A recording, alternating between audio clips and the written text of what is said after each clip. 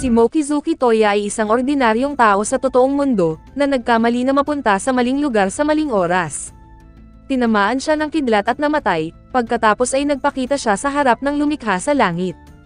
Humingi ng paumanhin ang Diyos sa kanya dahil aksidente lamang ang nangyari. Si Toya ay nanatiling mahinahon kahit kakamatay lang niya, habang tinanggap ang kanyang kapalaran at pinatawad ang Diyos sa aksidente.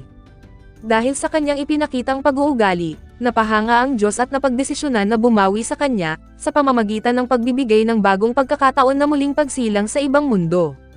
Ipinaliwanag ng Diyos na ipapadala niya si Toya sa isang mundo kung saan ang lahat ng tao ay gumagamit ng magic, at tinanong din niya kung may anumang espesyal na kahilingan si Toya bago siya muling ipanganak.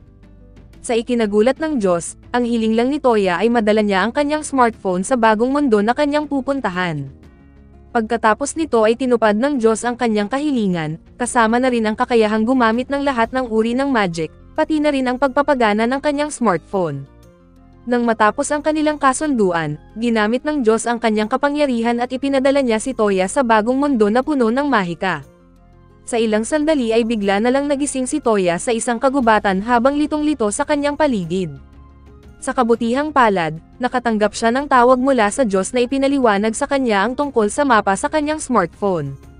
Matapos siyang magpasalamat, nagpatuloy si Toya sa paglalakbay papunta sa pinakamalapit na bayan. Habang naglalakad, nadaanan siya ng isang mangangalakal na huminto nang makita ang kakaibang kasuotan ni Toya. Inalok siya ng libreng sakay patungo sa bayan, habang binili ang bihira niyang kasuotan at binigyan pa siya ng bagong damit at ilang gintong barya. Malugod na tinanggap ni Toya ang mga ito at lumabas ng tindahan. Bago siya umalis, tinanong niya ang mangangalakal kung may malapit na matutuluyang bahay para siya ay makapagpahinga, at sinabi ng mangangalakal na mayroong Silver Moon Inn sa bayan. Habang papunta roon, may narinig siyang dalawang babae na ninakawan sa isang eskinita malapit sa kanya. Lumapit si Toya sa mga magnanakaw at binayaran niya ang gamit ng dalawang babae kapalit ng isang gintong barya, at saka binugbog ng husto ang dalawang lalaking salarin. Napagtanto ni Toya na binibigyan siya ng pambihirang bilis at lakas ng Diyos, at matapos ang laban ay nagpakilala ang dalawang babae bilang sina Els at Lina. Sinabi ni Toya na naghahanap siya ng bahay na matutuluyan, kaya inaya siya ng dalawa dahil doon din sila tutuloy. Pagdating nila sa inn, nag-check-in si Toya para sa isang buwang pananatili at kumain sila kaagad. Napag-usapan nilang tatlo ang tungkol sa paghahanap ng trabaho sa bayan, sa pamamagitan ng pagsasagawa ng mga misyon para sa mga tao. Agad na pumayag si Toya, at sa sumunod na araw ay nagtungo silang tatlo sa Adventurers Guild upang kumuha ng mga misyon kapalit ng ginto. Pagdating doon, nalaman ni Toya na hindi niya mabasa ang mga nakalagay na sulat sa mundong ito, kaya nakiusap siya sa dalawang dalaga na basahin ang mga misyon para sa kanya. Pinili nila ang isang misyon na may katamtamang hirap, at sinabi ng mga babae na kailangan nilang hulihin ang 5 lobo sa kagubatan. Pagdating doon, naging matagumpay ang kanilang misyon at nakahuli pa sila ng 6, kaya agad nilang tinanggal ang mga sungay ng mga lobo at dinala ito sa kanilang guild para makuha nila ang bayad. Agad na kinumpirma ng tagapangasiwa ang kanilang mga nahuli at binayaran sila ng mga gintong barya. Pagbalik nila sa inn, hiniling ni Toya sa mga dalaga na turuan siyang magbasa at magsulat sa kanilang wika. Pagkatapos ay iniwan ni Els kay Lina ang responsibilidad at nagpatuloy sila sa pag-uusap, at hiniling din ni Toya na turuan siyang gumamit ng mahika. Ngunit bago mangyari iyon, kinailangan munang tiyakin ni Lina kung kayang gumamit ni Toya ng mahika, kaya't kumuha si Lina ng 6 na spellstone, na ang bawat isa ay kumakatawan sa magkaibang elemento ng magic. Sa natural na takbo ng mundo, walang sino man ang kayang gumamit ng higit sa 3 elemento ng mahika sa kanilang buong buhay. Ngunit sa pagkakataong ito, natuklasan ni Toya na kaya niyang gumamit ng lahat ng 6 na elemento ng mahika, at labis na nagulat sina Els at Lina nang makita nilang ginamit ni Toya ang ancient magic. Sinabi ng mga babae na ito ang pinakabihirang klase ng mahika sa kanilang mundo, upang buksan ang isang pintuan papunta sa kagubatang pinuntahan nila kamakailan. Matapos niyang subukan ang kanyang mga kapangyarihan, pinuri ng mga dalaga si Toya dahil sa pambihira niyang talento, at natawa na lang si Toya habang kinakabahan. Kasabay nito ay biglang dumating ang tagapangasiwa ng bahay at ipinakilala sa kanila si isang dalagang nagtatrabaho sa kabilang bahagi ng bayan. Matagal nang naghahanap si ng isang masarap na putahe na maidaragdag niya sa kanyang tindahan, at biglang naalala ni Toya ang paggawa ng ice cream mula sa kanyang dating mundo. Pagkatapos nito ay kinuha niya ang kanyang magic device at hinanap ang recipe ng paggawa ng ice cream, at agad niyang tinuruan ang mga dalaga kung paano ito gawin. Nang matikman nila ang ginawa nilang ice cream ay labis silang natuwa sa sarap nito at natulungan pa ni Toya ang tindahan ni Er. Habang patungo sila sa kanilang susunod na misyon, kinuhanan ni Toya ng litrato si Els habang nasa karwahe. Matapos ang ilang metro ng kanilang paglalakbay ay nagpasya silang huminto upang magpahinga. Ang kanilang misyon ay maghatid ng isang liham sa palasyo ng hari, kaya't kinailangan nilang maghanap ng isang bayan upang magpalipas ng oras bago ipagpatuloy ang kanilang paglalakbay. Habang nag-iisip sila ng pupuntahan ay may narinig silang kaguluhan sa di kalayuan, kaya't nagdesisyon silang tatlo na tingnan ito. Pagdating nila roon, nakita nila ang isang babaeng samurai na hinaharap ang maraming kalaban gamit ang kanyang pambihirang lakas. Sa kasamaang palad, huminto ito nang makaramdam siya ng labis na pagkagutom, dahilan upang malagay siya sa panganib mula sa kanyang mga kalaban. Agad namang sumugod si Toya upang iligtas siya, at matapos talunin ang mga kalaban ay nagtago sila sa isang eskinita sa bayan. Ipinakilala ng babae ang kanyang sarili bilang Ye, isang samurai mula sa Eshin, at nagpakilala rin si Toya at tinanong siya kung bakit siya napasok sa ganoong gulo. Ipinaliwanag ni Ye na nawala niya ang kanyang perang pangbiyahe patungo sa kabisera, at ilang araw na siyang hindi kumakain. Dahil sa awa, inalok siya ni Toya at ng mga dalaga na kumain ng isang masarap na pagkain. Mabilis na kinain ni Ye ang pagkain na para bang isang gutom na hayop, at habang kumakain ito, inimbitahan siya ni Els na sumama sa kanila patungo sa kabisera. Pumayag naman si Ye at sumama sa kanila pagkatapos niyang kumain. Habang nasa daan, binigyan ni Lina si Toya ng isang aklat ng mga mahiwagang kapangyarihan, at hinimok siyang pag-aralan ito upang matuto siya ng iba't ibang mahika, na kakailanganin niya upang maging isang ganap na salamangkero. Pagkatapos ay binuksan ni Toya ang aklat at sinimulang basahin ang tungkol sa iba't ibang uri ng mahika, habang nag-usap naman sina Els at Lina tungkol sa element magic at iba pang bagay na may kaugnayan dito. Nakahanap si Toya ng isang kapaki-pakinabang na mahika, kaya't sinubukan niya ito at nagawa niyang ilabas ang tali ng buhok ni Ye papunta sa kanyang kamay. Namangha ang mga dalaga at natutuwa na mabilis natuto si Toya, at matapos niyang ibalik ang tali ng buhok kay Ye, ipinagpatuloy ni Toya ang pag-aaral ng mga natitirang mahika sa aklat. Gamit ang malakas na kapangyarihan ni Els ay pinaigting ni Toya ang kanyang pang-amoy, at bigla niyang naamoy ang bakas ng dugo sa hangin, kaya't agad niya itong ipinaalam kay Ye at mabilis silang nagtungo sa pinagmulan ng amoy. Pagdating nila roon, nakita nilang may mga manlalakbay na inaatake ng isang salamangkero, at mabilis silang sumugod at pinatay ang lahat ng mga lizardmen na kasama ng mga kalaban. Matapos nilang talunin ang mga ito, nilapitan nila ang isang karwahe at natuklasan nila na may isang sugatan na nagngangalang Lime. Malubha itong nasugatan matapos tamaan ng isang palaso sa kanyang dibdib, kaya't agad na ginamit ni Toya ang kanyang mahika upang alisin ang palaso at tuluyang pagalingin ang sugat ni Lime. Matapos gumaling ang kanyang mga sugat sa loob ng ilang segundo, ipinakilala ng mga pasahero ang kanilang sarili bilang Sushi, at kasama niya ang kanyang alipin na si Lime. Agad namang yumuko si Els kasama ang iba bilang paggalang, dahil si Sushi pala ay anak ng isang maharlika, at ang ama ni Sushi ay ang nakababatang kapatid ng hari, kaya't bahagi siya sa pamilya ng mga matataas na opisyal. Matapos magpasalamat, sumama sina Toya at ang mga dalaga kay Sushi at sa kanyang mga kasamahan patungo sa kabisera ng kaharian. Sa ilang oras ang lumipas ay nakarating sila sa palasyo, at doon sila sinalubong ng ama ni Sushi na si Alfred, na matagal nang naghihintay sa kanyang anak at sa mga tagapagligtas nito. Habang kumakain ng pananghalian, tinanong ni Toya si Alfred kung may ideya siya kung sino ang maaaring umatake sa kanya, ngunit hinala ni Alfred ay isa itong salamangkero na gustong magnakaw sa kanya ng pera. Sa ilang sandali pa, sumali sa usapan si Sushi at binanggit ang kanyang ina na si Ellen, at nang tanungin ni Toya kung maaari niya siyang makilala, tumanggi si Alfred at ipinaliwanag niya na bulag si Ellen. Hiniling niya na kung makakahanap lang sila ng isang tao na may kakayahang gumamit ng anti-magic, baka may pag-asa pang maibalik ang kanyang paningin. Dahil kayang gamitin ni Toya ang lahat ng uri ng mahika, nag-alok siyang subukan ito at kinuha niya ang kanyang aklat at pinuntahan si Ellen sa kanyang silid.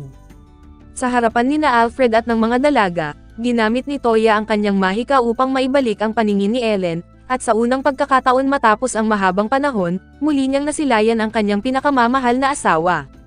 Agad na lumapit ang mga dalaga kay Toya upang pasalamatan siya, at bilang gantimpala, binigyan siya ni Alfred ng 40 platinum coins. Matapos niyang suriin ang halaga ng mga perang ito, natuklasan ni Toya na ito ay katumbas ng 40 milyong yen kaya't tinangka niyang tanggihan ang kanyang regalo. Ngunit iginiit ni Alfred na tanggapin nila ang kanyang pera bilang tanda ng kanyang tiwala, at kakailanganin din nila ito sa pagbabalik nila sa nayon.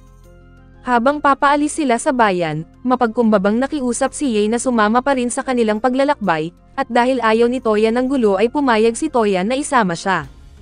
Sa kanilang paglalakad sa kabisera, napansin nila ang isang batang babae na tila naliligaw.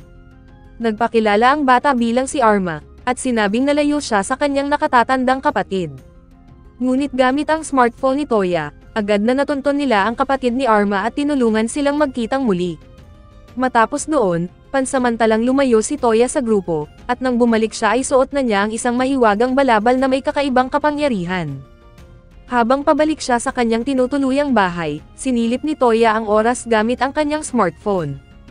Sa kalaunan ay biglang bumuhos ang malakas na ulan, kaya't napanood niya ang patron at ang kanyang kaibigan na naglalaro ng shogi, gamit ang tabla na ginawa niya para sa kanila na ilang araw na ang nakalipas. Napansin ni Toya na lumabas ang mga dalaga upang tumulong sa mga tao sa bayan, at pagbalik nila ay may dala na silang regalo para sa lahat, kasama na ang regalo mula sa Maharlika. Pagkatapos nito, ipinagkatiwala nila kay Toya ang paghahatid ng roll cake sa pamilya ng Maharlika bilang pasasalamat sa kanilang mabuting pakikitungo, at gamit ang kanyang gate spell, agad siyang lumipat sa palasyo at ibinigay ang cake kasama ang isang shogi board. Nanatiling nakaupo si Alfred upang pag-aralan ang larong ito, habang nanonood naman si Sushi na puno ng kagalakan.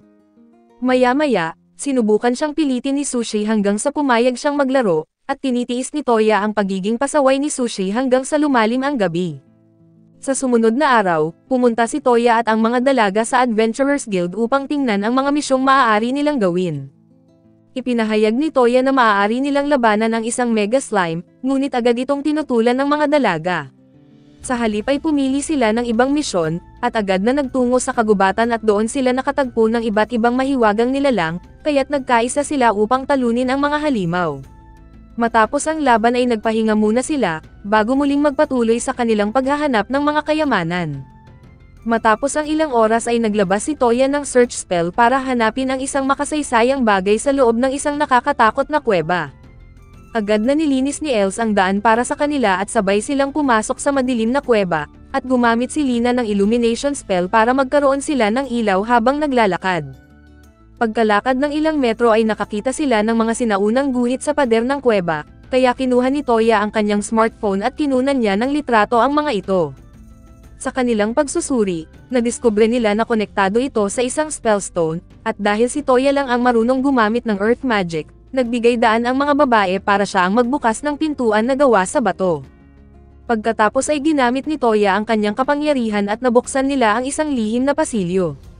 Sa loob ng lihim na silid, nakita nila ang isang estatwa na gawa sa salamin na nakapatong sa isang bato, at habang sinusuri nila ito ay biglang nabuhay ang estatwa, kaya't agad na ginamit ni Toya ang gate spell para makaalis sila palabas ng kuweba.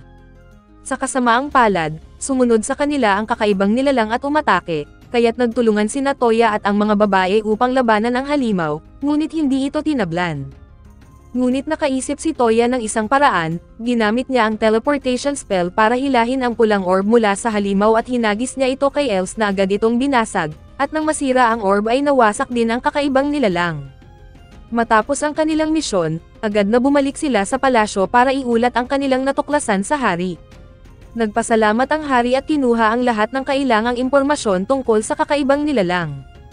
Pagkatapos ng pagpupulong ay bumalik silang lahat sa kanilang tinutuluyan, at pagdating nila sa inn ay gumawa si Toya ng mga kopya sa mga larawang nakuha niya sa kuweba.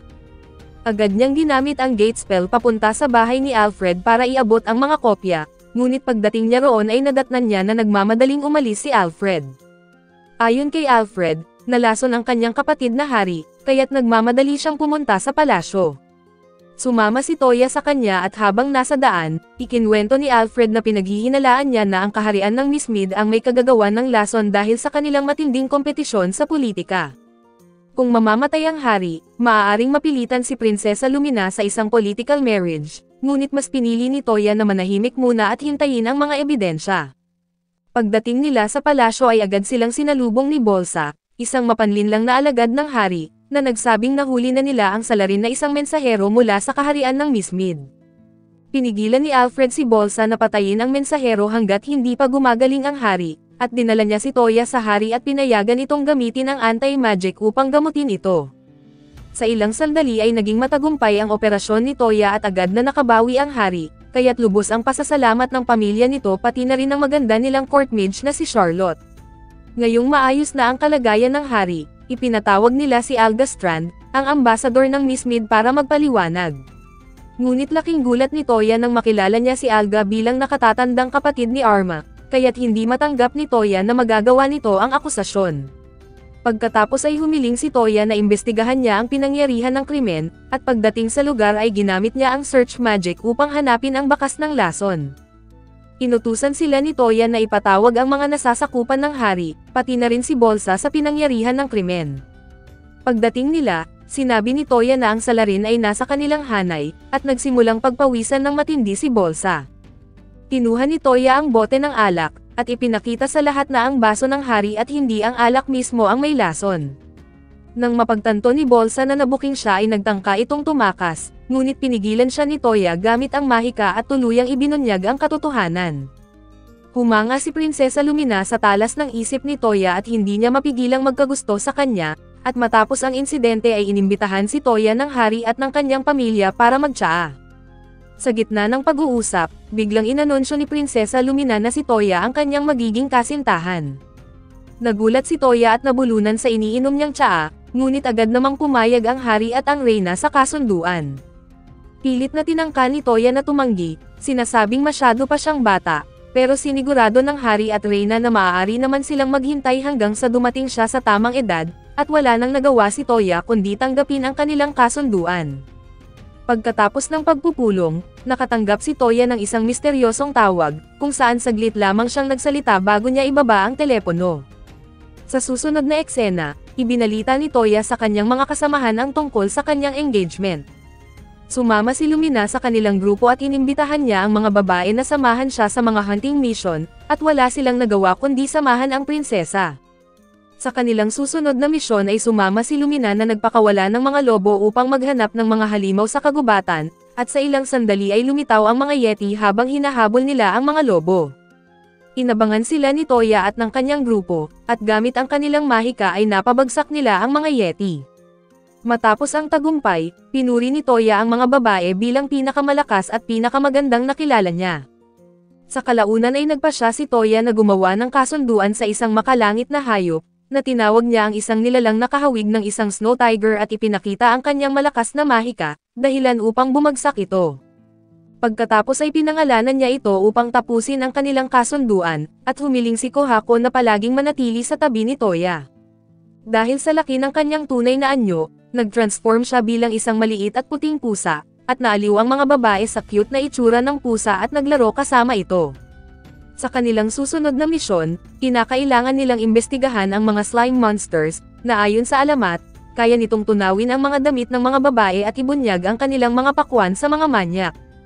Dahil sa narinig ay tuwang-tuwa si Toya sa ideya, at hinikayat niya ang mga babae na buong puso nilang tatanggapin ang misyon. Pagdating nila sa gusali, kung saan nanirahan ang mga slime ay nag-ingat sila sa bawat hakbang, at si Toya at si Kohako ang humarap sa mga slime habang ang mga babae ay nagsikap na umiwas. Sa kasamaang palad ay nadulas at nahulog pa rin sila sa mga green slime, na siyang tumunaw sa ilang bahagi ng kanilang mga kasuotan. Agad na ginamit ni Toya ang kanyang gate spell para iligtas ang mga kasama niya habang nakatitig siya sa punit-punit nilang mga damit. Pagkatapos nilang maglinis ng sarili, nagpatuloy sina Toya at ang mga babae sa paggalugad ng gusali upang makahanap pa ng slime monsters. Habang naglalakad, nakakita sila ng mga estatwa na mukhang babae, at napansin nilang gumagalaw ang mga dibdib nito. Natuklasan nila na mga slime pala ang mga ito, kaya kaagad itong sinira ng mga babae at nagpatuloy sila sa paggalugad sa loob ng gusali. Nakarating sila sa silid ng isang slime researcher at nakatagpo pa ng mga bagong slime. Ngunit ang mga ito ay nag-transform bilang mga babae, kaya't agad nilang tinakpan ang mga mata ni Toya habang naghahanda sila para linisin ang lugar. Pagsapit ng gabi, sinunog nila ang buong gusali at natapos ang kanilang misyon. Kinabukasan, isinama ni Toya si Kohako sa isang lakad sa bayan, at nakita nila si Yae na tinutulungan ang isang batang babae na nawawala ang kanyang ina. Lumapit si Toya at ginamit ang mapa sa kanyang smartphone upang hanapin ang nanay ng bata. Matapos maibalik ang bata sa kanyang ina, ipinaliwanag ni Toya kay Yae kung paano gumagana ang GPS sa kanyang cellphone. Sinabi ni Toya na kaya nitong hanapin ang kahit sino saan man sa mundo, at nakiusap si Yae na gamitin ang kanyang smartphone upang hanapin ang kanyang kapatid at alamin ang kalagayan nito.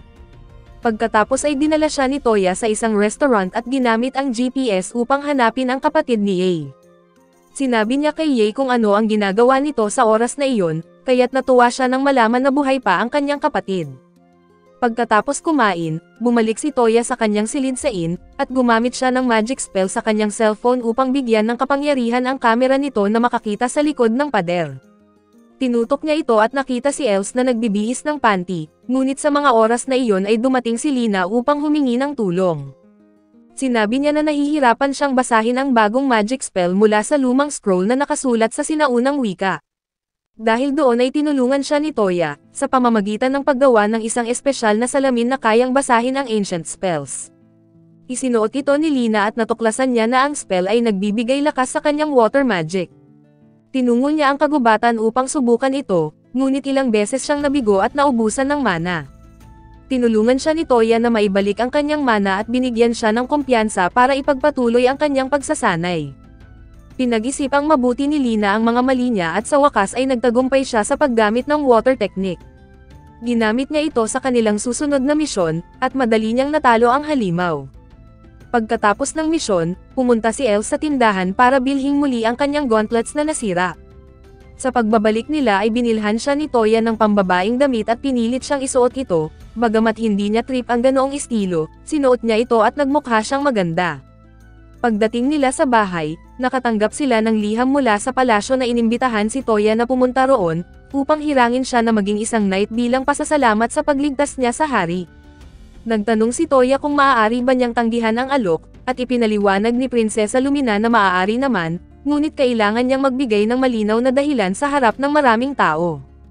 Napabuntong hininga si Toya, dahil wala siyang ibang magagawa kundi ang pumunta sa palasyo. Pagdating doon ay magalang na tumanggi si Toya sa pagiging knight, ngunit bilang pasasalamat, binigyan pa rin siya ng hari ng isang mansyon. Pagkatapos ay pumunta sina Toya at ang mga babae sa mansyon upang tignan ito, at pagdating nila roon ay inanyayahan sila ni Toya na manirahan kasama niya sa loob ng mansyon.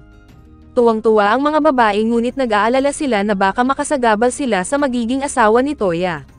Ngunit sinabi ni Toya na mahal niya ang 4 na babae ng pantay-pantay, na para niyang tunay na pamilya. Makalipas ang ilang sandali, dumating si Liam kasama ang kanyang ama na may posisyon bilang butler, at ilang kasambahay upang ipagpatuloy ang kanilang tungkulin sa pangangalaga sa mansyon. Pagkatapos nilang magpakilala ay nagsimula silang magtrabaho, at sa ilang oras ang lumipas, dumalaw si Alfred at ang anak niyang si Sushi kay Toya sa kanyang bagong bahay. Habang sila ay kumakain ng pananghalian, humiling si Alfred ng pabor, nais nilang gamitin ni Toya ang kanyang gate spell upang makapunta sa kaharian ng Miss Mid. Sa kasamaang palad, hindi pa nakita ni Toya ang lugar na iyon kaya hindi niya ito kayang puntahan ng direkta.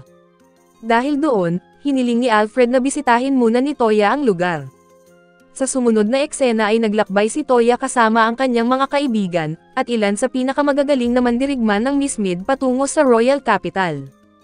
Pagdating nila sa labas ng kaharian, nagtipon sila roon bago magsimula ang kanilang biyahe.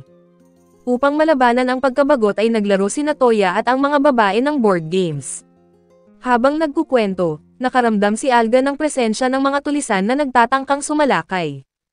Kinuha ni Toya ang kanyang smartphone at nalaman niya ang kinaroroonan ng mga ito, at ginamitan ng magic spell upang maparalisa ang mga nagtago sa mga puno. Nang mahuli nila ang mga tulisan, pinag-usapan nila kung ano ang nararapat gawin sa mga ito.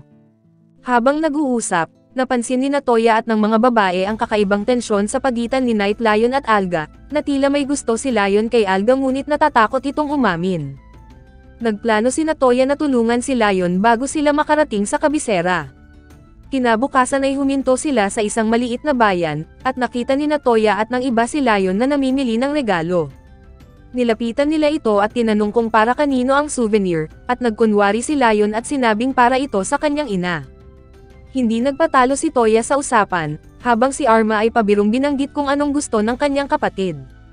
Umalis sila pagkatapos ng maikling usapan, at bago sila makalayo, napansin nilang binili ni Lion ang eksaktong bagay na nabanggit ni Arma.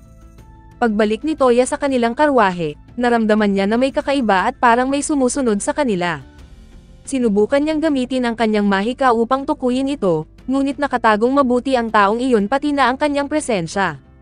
Sa kalaunan ay nakita nila si Alga na suot ang palamuti na binili ni Lion. Nagpatuloy ang kanilang paglalakbay at nakasalubong sila ng isang malaking nilalang sa gitna ng gubat, isang dragon na nagwala at umatake sa isang bayan. Agad na tumulong sina Toya at ang kanyang mga kasama upang ipagtanggol ang bayan, ngunit pagdating nila roon, minaliit pa ng dragon si Toya at ang kanyang alaga. Bilang tugon, ginamitan ito ni Toya ng spell upang hindi makagalaw at pinutol ang mga pakpak nito. Ngunit patuloy pa rin sa pagsalakay ang dragon, kaya't dumating na rin ang ibang mga babae upang tulungan si Toya at tuluyang mapabagsak ang halimaw. Bago sila makapagdiwang ay biglang dumating ang isang pulang dragon, ang pinuno ng banal na lupain, upang kunin ang kanyang naligaw na kasama. Ngunit nang matuklasan nito ang lakas ni Toya, yumuko siya at humingi ng paumanhin. Pagkatapos nito ay bumalik ang lahat sa normal, at nakapagpahinga si Toya habang nakaunan sa hita ng kanyang kasintahan. Pagkagising niya kinaumagahan, nalaman niyang nakatingin ang mga babae habang siya ay natutulog. Bagamat nalilito ay tahimik lamang na pinanood ni Toya ang mga ginagawa nila, at makalipas ang ilang oras, tumulong si Toya at ang mga babae sa pag-aayos ng nasirang bayan. Kumuha sila ng ilang bahagi sa katawan ng dragon at ibinigay ito sa mga mamamayan, upang makatulong sa mabilis na pagbangon ng kanilang lugar. Namangha sina Lion at ang mga kabalyero mula sa Miss Mid sa kagustuhan ni Toya na tumulong sa Nayon, kahit wala naman siyang obligasyon na gawin ito. Sa kalaunan, bilang pasasalamat sa kanyang malaking ambag, ibinigay ng matandang pinuno ng Nayon kay Toya ang isang pangil ng dragon. Sa simula ay balak sanang tumanggi ni Toya, ngunit naalala niyang magagamit niya ito sa pagpapalakas ng kanyang armas. Tinanggap niya ang regalo at ipinagpatuloy ang paglalakbay kasama ang kanyang mga kasamahan patungo sa kaharian ng Miss Mid. Bago magdilim ay narating nila ang kabisera ng kaharian, at malugod silang tinanggap ng hari ng Miss Mid, at pinuri si Toya sa pagtalo sa ligaw na dragon at pagtulong sa isa sa kanyang mga nayon. Matapos silang lahat na magpakilala, nalaman ng hari na ang kaharian ng Belfast, ang kaharian ni Toya, ay nais makipag-alyansa sa kaharian ng Miss Mid. Tinanggap ng hari ang utos mula sa Belfast at iminungkahi ang isang tunggalian sa pagitan niya at ni Toya. Ayon sa hari, mas mainam niyang nakikilala ang lakas ng isang tao sa pamamagitan ng pakikipaglaban. Sa simula ng kanilang laban, ginamit ni Toya ang magic spell para madapa ang hari at agad itong bumagsak, at natapos agad ang unang laban. Ngunit hindi ito natanggap ng hari, kaya't humiling siya ng rematch at sa pangalawang laban ay seryoso na ang dalawa. Gumamit si Toya ng ilang mahika mula sa kanyang aklat, ngunit napakabilis ng hari at ginamit din ng hari ang kanyang magic spell upang madagdagan ang kanyang bilis at saka umatake. Nailagan ito ni Toya, at ginaya niya ang magic spell upang mapantayan ang bilis ng hari. Naging mabilis sila na tila naglaho na lang, at ang tanging nakikita ay mga kislap ng kanilang mga espada na nagsasalpukan, at sa huli ay nanalo si Toya sa kanilang laban. Sa pagsapit ng gabi, dinaluhan ni Toya at ng kanyang grupo ang isang kapistahan na inihanda para sa kanila.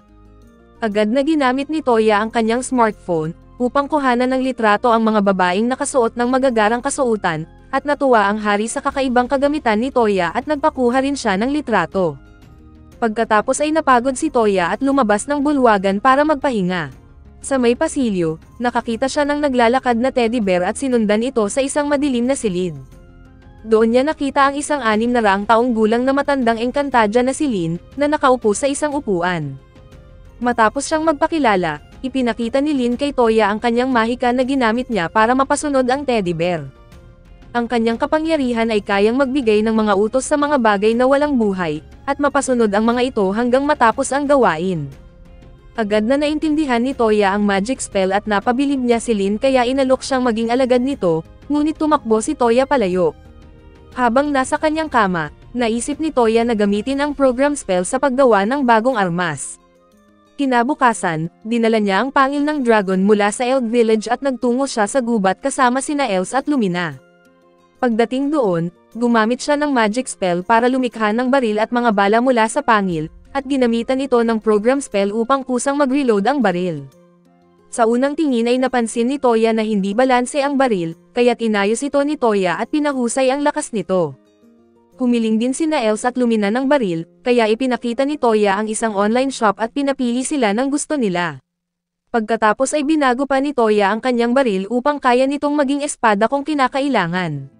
Nang matapos ang kanilang malikhaing sesyon sa gubat, bumalik sina Toya at ang mga babae sa bayan.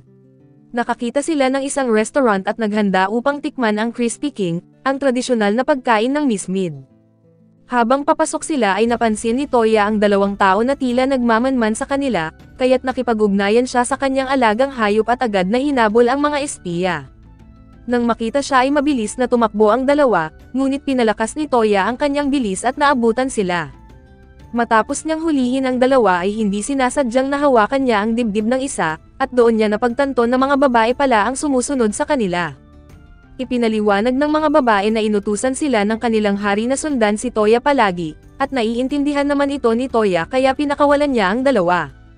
Pagkatapos ay bumalik siya sa restaurant at kumain ng masarap na pagkain na tinatawag na Korea. Sa sumunod na araw, ginamit ni Toya ang kanyang gate spell upang mag-teleport sina Belfast at Alfred papunta sa palasyo ng Miss Mid.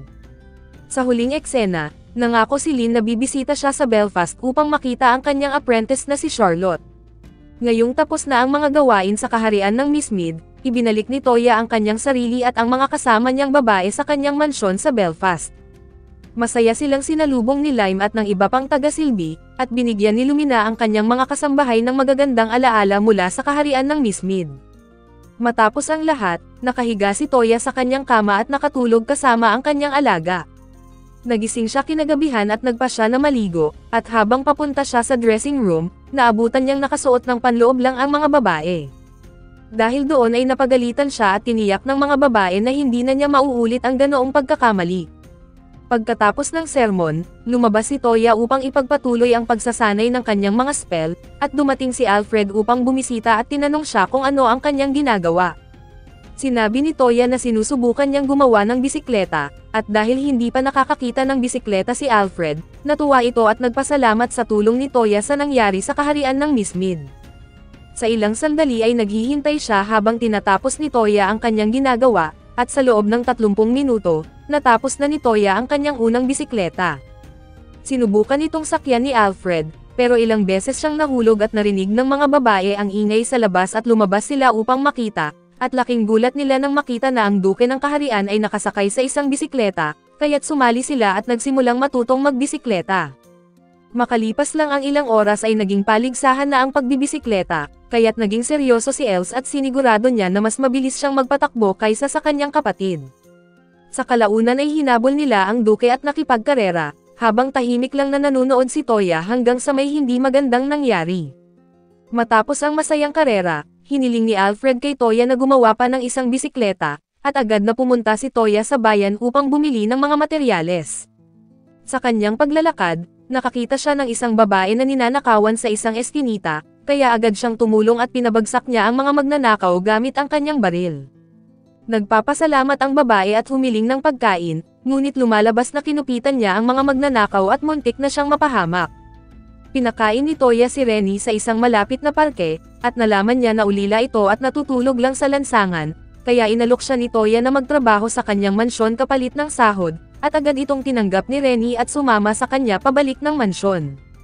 Pagdating doon, pinasuot siya ng kasuotan ng pangkasambahay at sinimulang sanayin ng iba pang katulong, ngunit naalala ni Toya na nakalimutan niyang bilhin ang mga materyales para sa bisikleta kaya bumalik siya sa bayan kasama ang mga babae.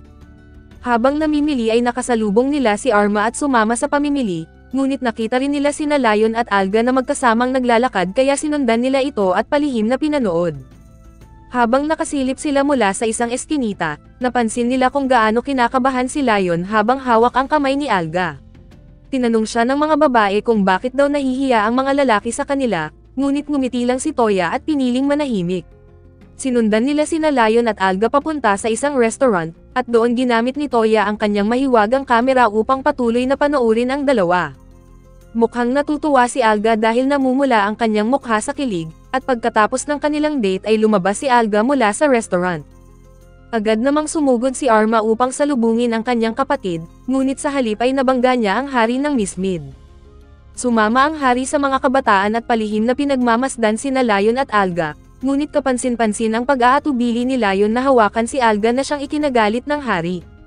Biglang may mga kriminal na umatake sa mga tindahan malapit sa kanila, kaya tumayo si Lion at hinarap ang mga ito, at dahil sa tapang na ipinakita ni Lion, natakot si Toya at ang hari kaya't nagbihis sila upang hindi sila makilala. Ngunit natuklasan ni Lion ang kanilang tunay na pagkakakilanlan, at dahil pagod na si Toya sa patuloy na pagbabantay, pinilit na ni Toya si Lion na aminin ang tunay niyang nararamdaman para kay Alga. Sa kabutihang palad ay pareho ang nararamdaman ni Alga kaya pumayag siyang makipagrelasyon kay Lion. Matapos ang tagumpay na iyon, bumalik si Toya sa kanyang mansyon kung saan nadatnan niya si Lynn at ang alagad nitong si Charlotte. Tinanong ni Toya kung bakit sila nandoon, at sinabi ni Lynn na nais niyang malaman ang tungkol sa pulang orb na sinira ni Toya ilang linggo na ang nakaraan. Ipinaliwanag niya na ang pulang orb ay pagmamayari ng mga magical beast na may malinaw na katawan, at nangako si Toya na magbabantay siya kung sakaling may makikita siya ulit. Pagkatapos ay ibinunyag niya ang masamang balita at mananatili siya sa Belfast ng ilang panahon. Kasabay nito, nakiusap siya kay Toya na samahan siya sa isang sinaunang templo sa Eshin, na ang lupang sinilangan ni Ye. Para malaman nila ang eksaktong lokasyon nito, sinabi ni Lynn kay Toya na gumamit siya ng recall spell upang silipin ang mga alaala ni Ye tungkol sa Eshin. Ginamit ni Toya ang spell at nakita ang mga lansangan ng Eshin, at pagkatapos ng ritual, humiling si Lynn na buksan ni Toya ang isang gate papunta roon. Binuksan nito ni Toya at agad silang naglakbay patungo sa lugar kasama ang mga babae, at pagdating nila sa Eshin ay pinangunahan ni Toya ang grupo patungong Edo, isang bayan kung saan isinilang si Ye. Habang naglalakad sila sa malungkot na lugar, ibinahagi ni Ye ang kultura ng kanilang lupain, at napansin ni Els at Lina na malaki ang pagkakaiba ng buhay sa Eshin kumpara sa Belfast. Sa ilang sandali, dinala ni Ye ang grupo sa bahay ng kanyang ama, at pagdating nila ay napansin niya ang pag-aalala sa mukha ng kanyang ina. Tinanong niya ito tungkol sa kanyang ama, ngunit ipinahayag ng kanyang ina na ilang araw na ang nakalipas nang umalis ang kanyang ama, kasama ang kanyang kapatid at iba pang kalalakihan upang labanan ang hukbo ng Takuya clan. Lubhang nag-alala si Ye at nagtanong tungkol sa lagay ng digmaan, ngunit sa kasamaang palad, nahihirapan ang mga mandirigma ng Edo dahil napakalakas ng Takuya clan. Dahil doon ay nag-alok ng tulong sina Toya at ang kanyang mga kasama upang ipagtanggol ang mga mandirigma ng Edo. Gamit ang gate spell, dinala ni Toya ang kanyang grupo sa isang bahagi ng gubat malapit sa Edo Fortress. Agad na nakiusap si Ye na puntahan ang kanyang kapatid, pero nakaramdam ng panganib si Toya kaya't dumiretso siya sa kanilang kuta. Pagdating niya roon, hinarangan siya ng kapatid ni Ye na si Jutaro at ilang sundalo, at tinanong si Toya kung sino siya at saan siya galing. Nagpakilala si Toya bilang kaibigan ni Ye, at agad niyang inilipat ang iba pa sa loob ng kuta gamit ang kanyang mahika. Nagpasalamat si Jutaro kay Toya at ibinalita na ligtas ang kanilang ama at kasalukuyang nagbabantay sa hari, kaya't agad na ginamit ni Toya ang light spell upang pagalingin ang lahat ng sugatang mandirigma ng Edo. Tinanong ni Toya si Jutaro tungkol sa kalaban sa labas ng kuta, at ipinahayag ni Jutaro na nahihirapan silang talunin ang Takuya army dahil mga zombie na ang mga ito. Pagkatapos ay napag-alaman nila na ang tanging paraan upang mapatay ang mga ito ay sirain ang mga Oni mask na suot nila sa kanilang mukha. Agad na gumamit si Toya ng light spell upang pabagsakin ang lahat ng Takuya zombies sa harap ng kanilang kuta, kaya't napasigaw sa tagumpay ang mga mandirigma ng Edo at malugod na nagpapasalamat kay Toya. Sa ilang sandali pa ay dumating ang pinuno ng Tokugawa na si Isha, upang personal na magpasalamat kina Toya at sa kanyang grupo sa pagtulong laban sa hukbo ng mga zombie. Matapos ang pasasalamat ay nagsimula silang pag-usapan ang mahahalagang bagay, at ibinunyag ni Isha na ang tunay na leader ng Takuya clan na si Shinon, ay matagal nang pumanaw. Ang umatake sa kanila ay isang hukbo ng mga zombie na pinamunuan ng isang salamangkero na gumagamit ng itim na mahika. Hindi pa kumpirmado ang kanilang balita, ngunit patuloy ang kanilang investigasyon, at biglang dumating si Tsubaki, isang mandirigma ni General Kusaka, isa sa 4 na general ng Takuya.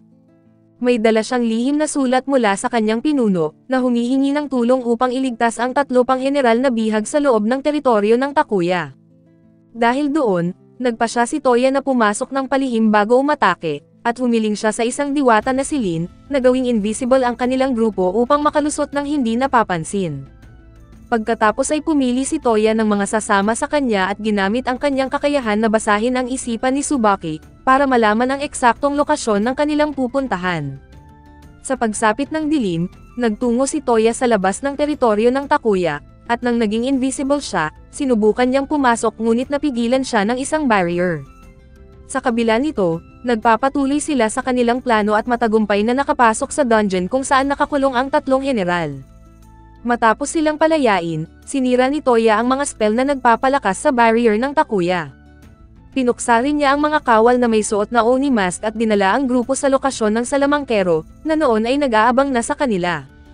Pagdating nila, ginamit ng salamangkero ang bangkay ng kanilang dating kasama na si Oyakata upang umatake sa kanila, ngunit agad itong pinatumba ni Toya at hinarap ang salamangkero.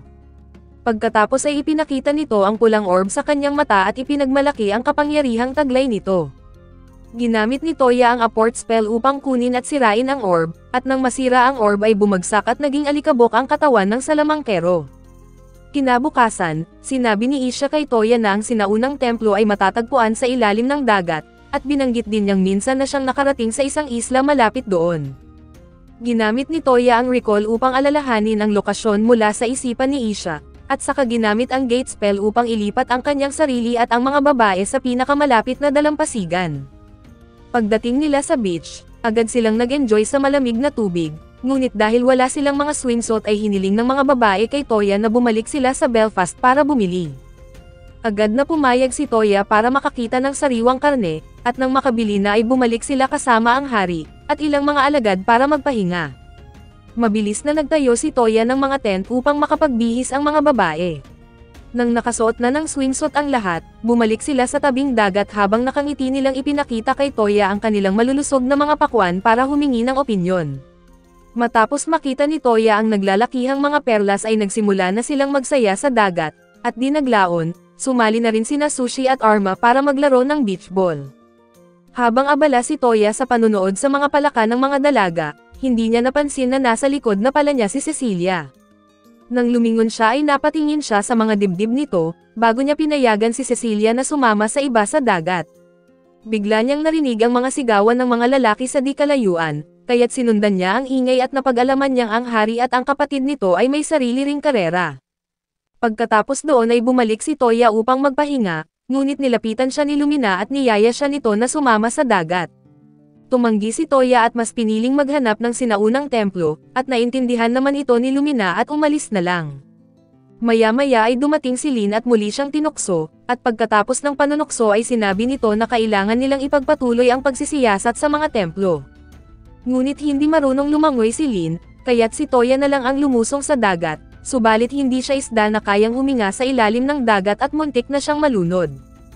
Pagkatapos siyang matauhan, tinanong nila si Charlotte kung may alam itong mahika para makalanghap ng hangin sa ilalim ng tubig. Ngunit wala itong nalalaman, at bigla namang naalala ng kanyang alaga ang tungkol sa mga halimaw ng Dark Ruler, kaya agad silang nagcast ng spell para tawagin ang halimaw na ito. Pagdating ng halimaw, nakilala nila si Toya bilang amo ni Kohako kaya't hinamon nila siya sa isang laban upang masukat ang kanyang lakas. Kapag mananalo siya ay makikipagkasunduan sila sa kanya, at agad na ginamit ni Toya ang kanyang baril at isang espesyal na bala, kaya't paulit-ulit na nadadapa ang halimaw hanggang sa sumuko sila.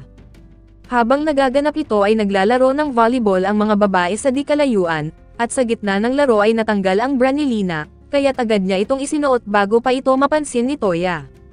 Makaraan ang ilang oras, sumuko ang halimaw at tinanggap ang kahilingan ni Toya, at pinaliit nila ang kanilang sarili at binigyan siya ng spell para makaligtas sa ilalim ng tubig. Binalutan si Toya ng mahiwagang mahika at naglakad siya patungo sa dagat, at sa kanyang paglalakad, hinarangan siya ng 4 na babae at pinapili kung sino ang pinakapaborito niya. Nabigla si Toya at imbes na pumili ng isa, nalilito siya kung ano ang kanyang isasagot, nakakapanghinayang man ay tinanggap na lang ito ng mga dalaga at sumali sa misyon. Pagsapit ng gabi, nakarating si Toya sa ilalim ng dagat at nakapasok sa mga piitan na parang naglalakad lang sa lupa. Pagdating sa loob, naglabas siya ng isang magic circle na nag-activate ng teleportation spell patungo sa isang lumulutang na isla. Sa ilang sandali ay sinalubong siya ng isang robot na babae na nagpakilalang si Cheska, ngunit nagulat si Toya nang makita na wala itong saplot sa ibaba. Ipinaliwanag ni Cheska na ganoon siya dinisenyo ng kanyang master, ngunit tinakpan niya ito nang hilingin ni Toya na tingnan niya kung maayos pa ba ang kanyang baterya.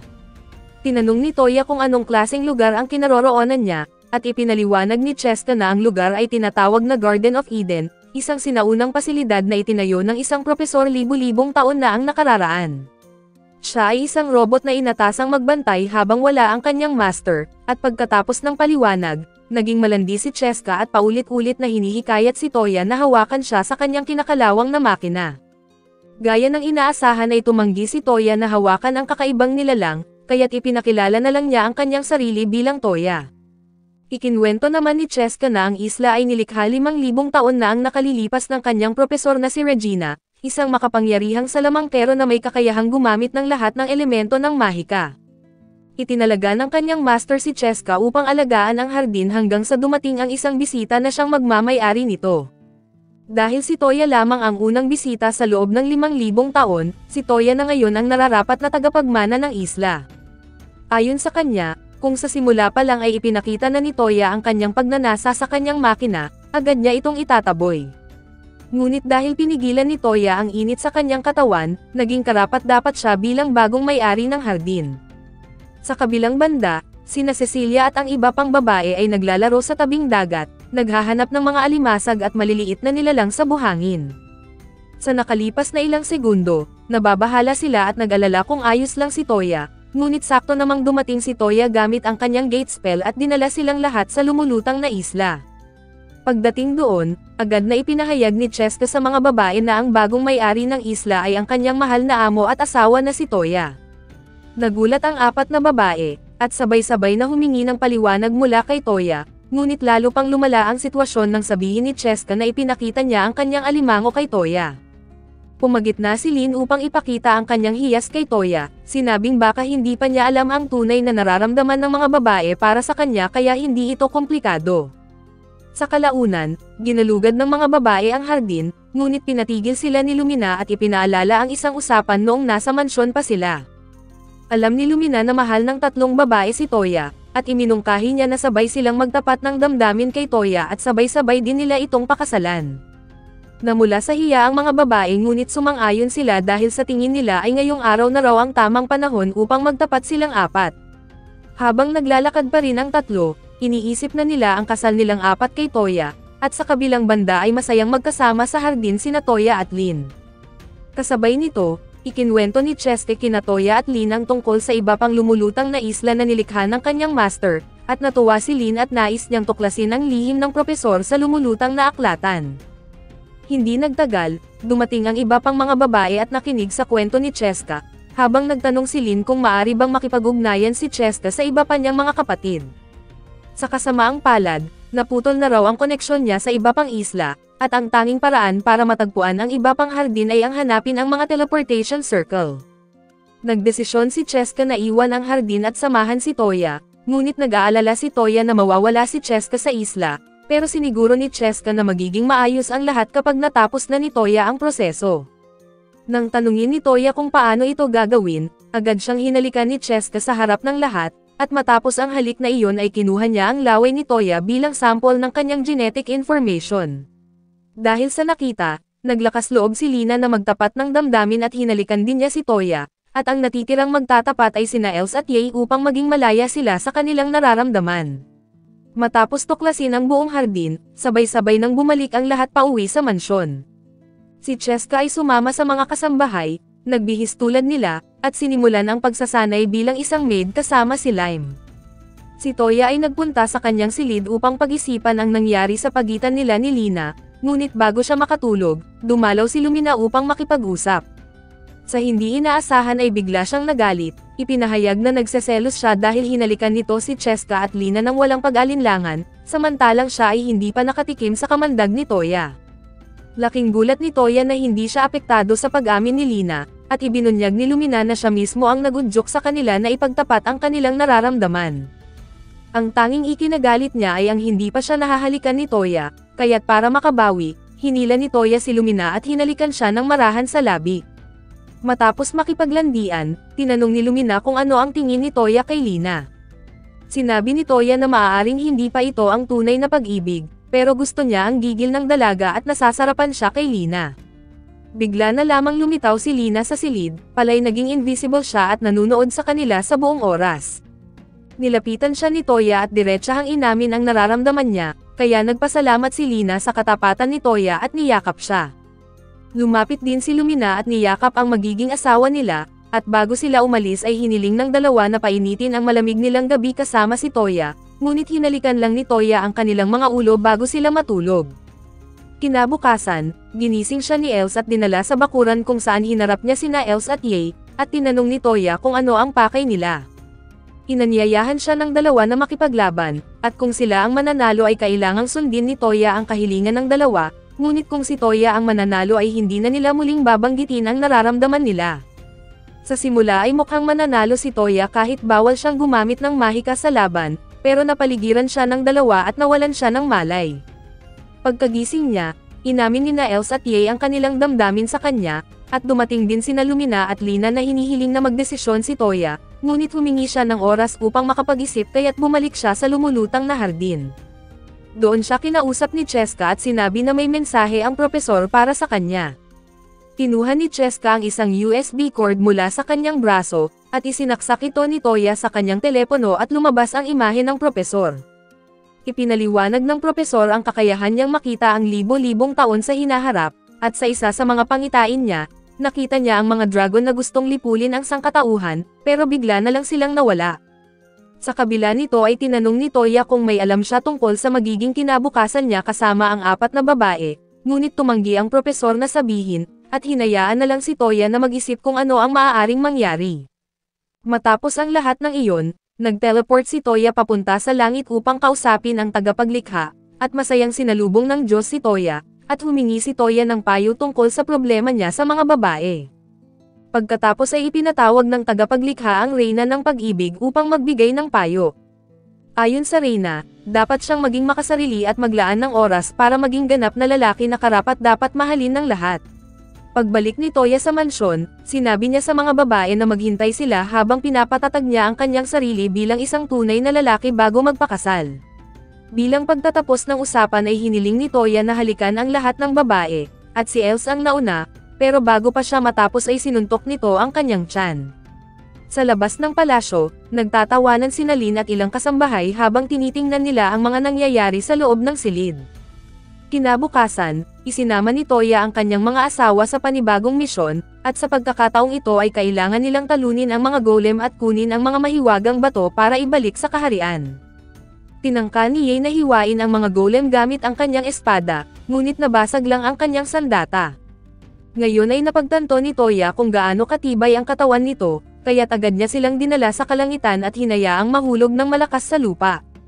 Naging epektibo ang kanyang plano, nadurog ang katawan ng mga golem at naging mas mahina, at dahil doon, pinakawalan ni Toya at ng mga babae ang kanilang pinakamalakas na mahika hanggang sa tuluyang mawasak ang mga mithril golem.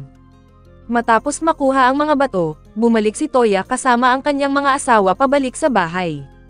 Mainit silang sinalubong ng ulilang batang si Renny, ngunit napansin ni Renny na may kulang sa grupo at tinanong kung nasaan si Cheska.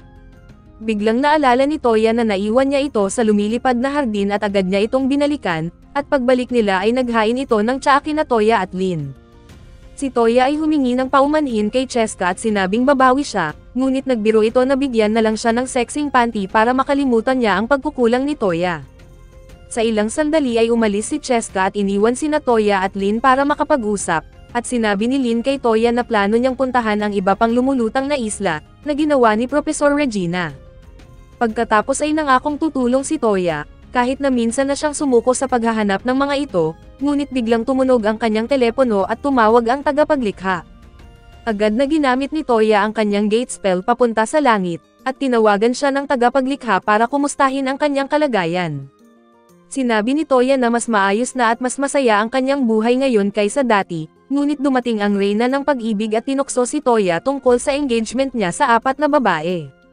Habang nangyayari ito, naliligo naman ang mga babae sa kanilang mansyon, at pinagmamasdan nina Lumina at ng mga babae ang engagement ring na ibinigay sa kanila ni Toya.